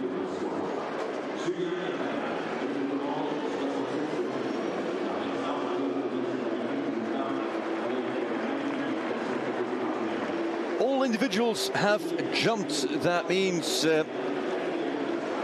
all 22, and Julien Paillard has produced the fastest clear. Actually, it's a French 1-2, as you'll see. Julien Paillard leads in 67.19, and Laure de Muse with Mathieu Biot are 3.6 seconds behind. Still well in front of Ben Meer, and then Smolders, Carlos Ank, Harry Charles, Jane Richard, and Yoli Mitilineu. Then the fast fours of Richard Howley and Harold Boisset. Slightly slower Jean-Luc Mourier. And then Camille Pizarro tops Alexander. And those with the higher scores, Gaudiano and Chaloux, are eliminated. So 22 have jumped. And now 14 teams in the second round with 2 runners and 2 horses. All results counting. Individuals have jumped. Let's go. Round 2 of Global Champions League live from Cannes.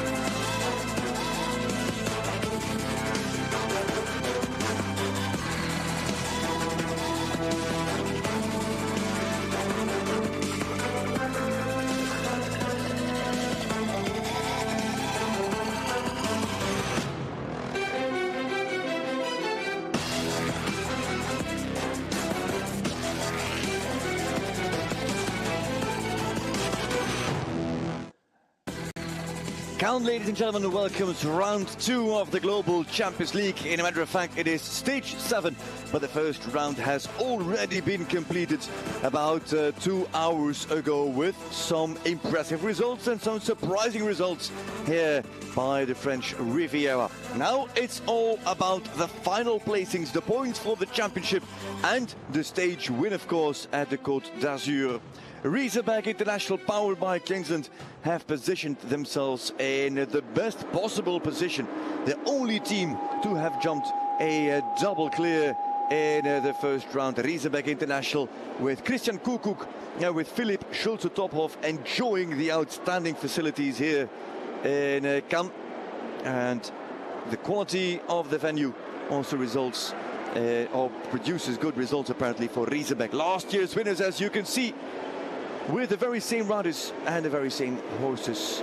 Schulze-Tophoff last year double clear here. Prague Lions also successful last year, not this year, because Prague at the moment sit in 11th.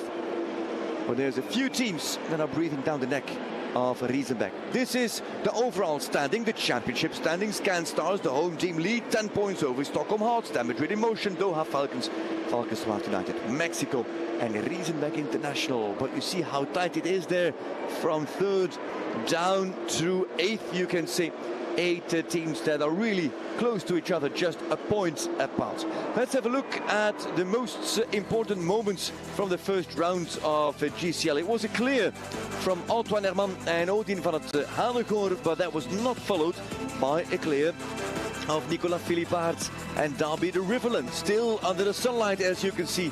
They at the center of the triple combination down, and that put Stockholm on 4 penalties.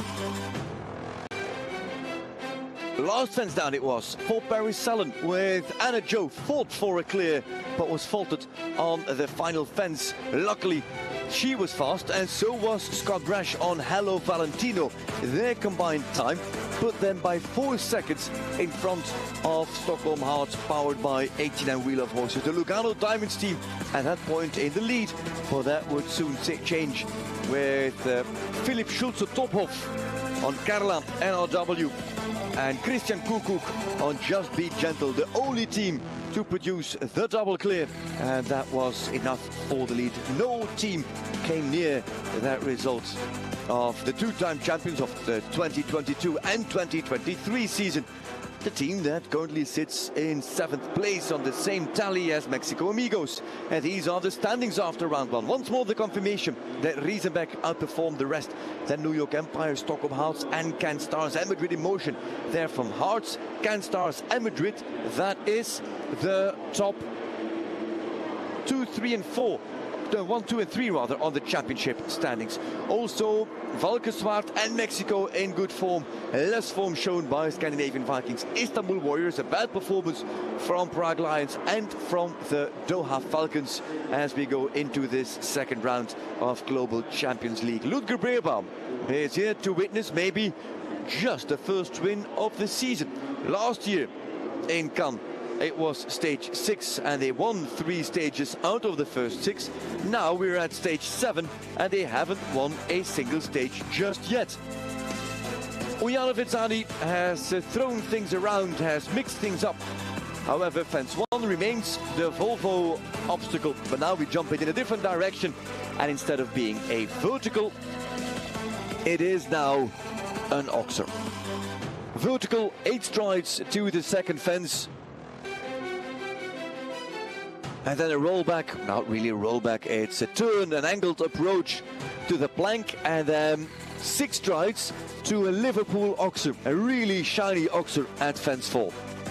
Next you have to go deep into the turn, deep into the corner to set up well for the combination, 5A and 5B. And that's one of 3 combinations, no triple, but plenty of double combinations in this second round. 1 stride to come out, and then it walked as a short 5, but actually it rides as a normal 5 to a tall upright with a Liverpool underneath. It's a little bit of a difficult turn. In front of fence 2 you have to go there, but Vetsani pushes you into the line. By pushing you in, The 8 on the inside are not as nice as the 9 on the outside, but you jump that line from outside to inside, so you land more easily into the 8, but you could get stuck at the base of fence 8. Double combination, 2 strides, and you have to take an inside turn. Don't go around fence 2, go inside of fence 2 in the approach to fence 10 and then the line to 11. On the downhill slope, walks as a holding 7, and with the slope that might be even more exaggerated, so the 7 might get even shorter. Final line comes up away from the screen at the highest point of the ring. Fence 12 is a bulky oxup. It's a standard 4 strides into the final combination. There's quite a bit to say of that final combination. A push over the back rail, 4 strides into a double of verticals. And you finish not with round rails, but you finish with a plank at the second part of that double of uprights. There it stands, that's a plank, it's 1.60 meters tall. And what else you need to know, well, that is that the time allowed is 82 seconds for the riders that will compete. 28 horse and rider combinations in this second round of the Global Champions League of Cannes. 82 seconds with those potential inside turns. That should be doable on the course of Vezzani. Let's have a look at starters' orders. First team to go, Rome Gladiators, powered by ClickMyHorse.tv. They come in with a score of 20. Then Doha Falcons with 19 from round 1. Monaco Races, powered by Lion of Porsches, make lots of changes. Cotard with a new horse, Duarte Chebra comes in replacing Ines Joly. They are on 16.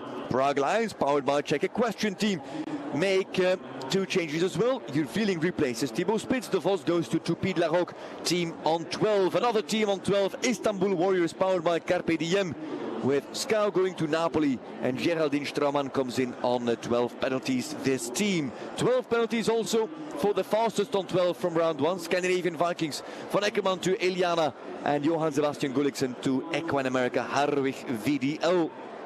Team on 8, last team before the break, the Swans, Deusser and Alman, Killer Queen and Mandato. That's strong, but is the 8 penalties from round 1 too much? Then after the break, Valkenswaard also on 8, Gilles Thomas comes in on Luna, and John Whittaker rides Unique de Framport. The Amigos also on 8, where De Menezes rides Castelmemo, and Casadei rides Marbella du Chablis.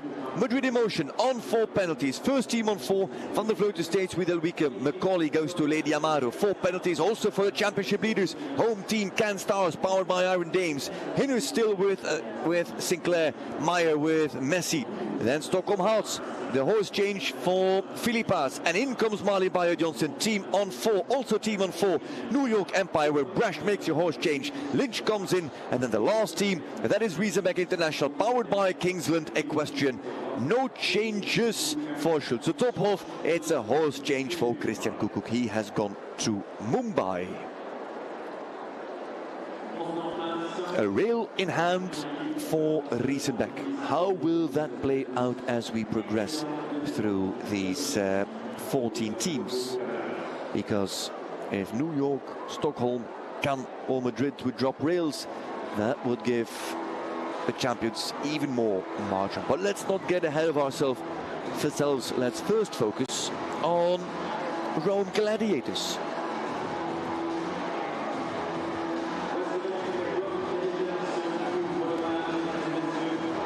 The Gladiators, powered by ClickMyHorse.tv. They've made horse changes and rider changes. Nina Malvet comes in with the Dynastie de Beaufour. Michael Duffy stays with Cantano, the horse responsible for 12 penalties in the first round. Nina Malvet is now next. She would be first to go. And then Michael Duffy.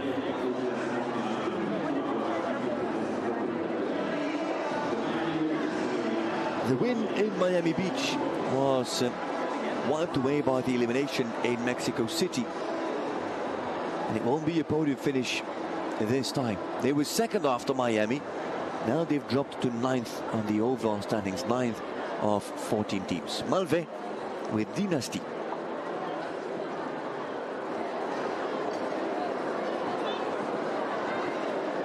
positive on 8 strides.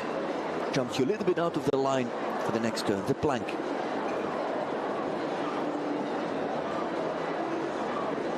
Six to the Liverpool. Good jump there from the French bed mare.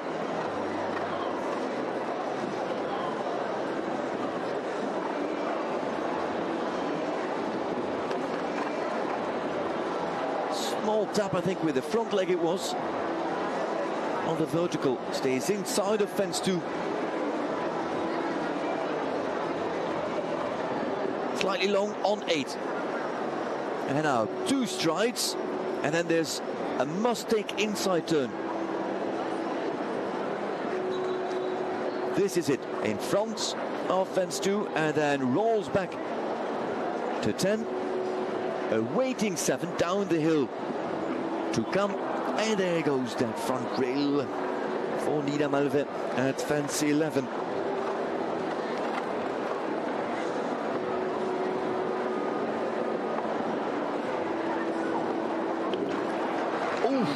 Through her hind end over that wing. Did you see that?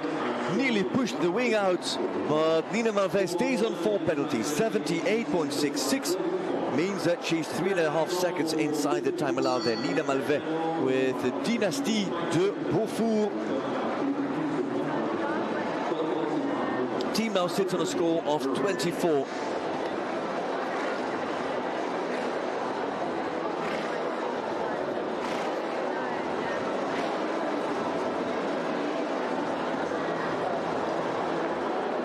Duffy now next with Cantano.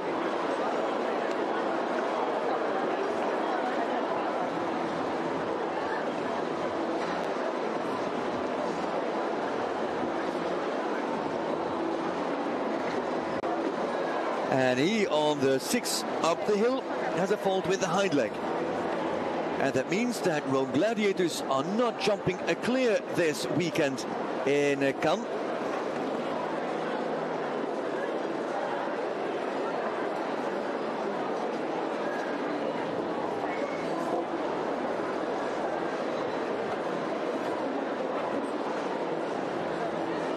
They had that elimination out in Mexico City. Other than that, at every stage so far, they jumped to clear. And this is the first time that they failed to do so. 8 for Duffy, who's now aiming for a fast 8.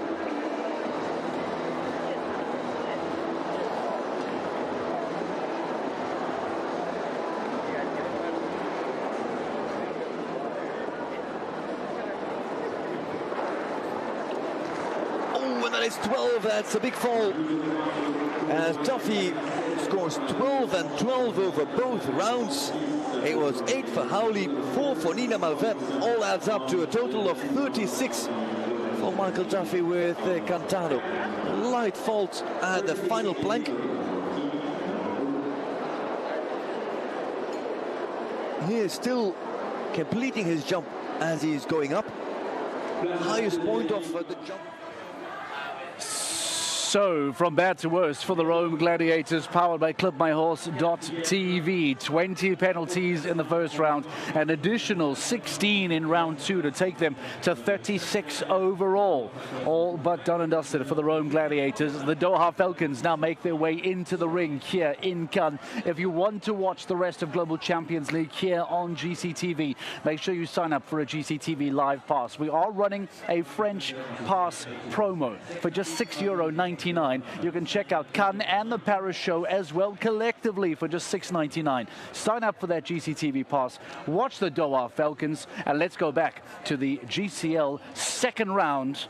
Kiss and Cry already getting filled up with Doha Falcons team members, with the managers, with stables, with grooms, etc. Make sure you sign up, check out what's happening. This is GCTV. This is Cannes live stage 7 for Global Champions League. Get your live pass. We'll see you in the action.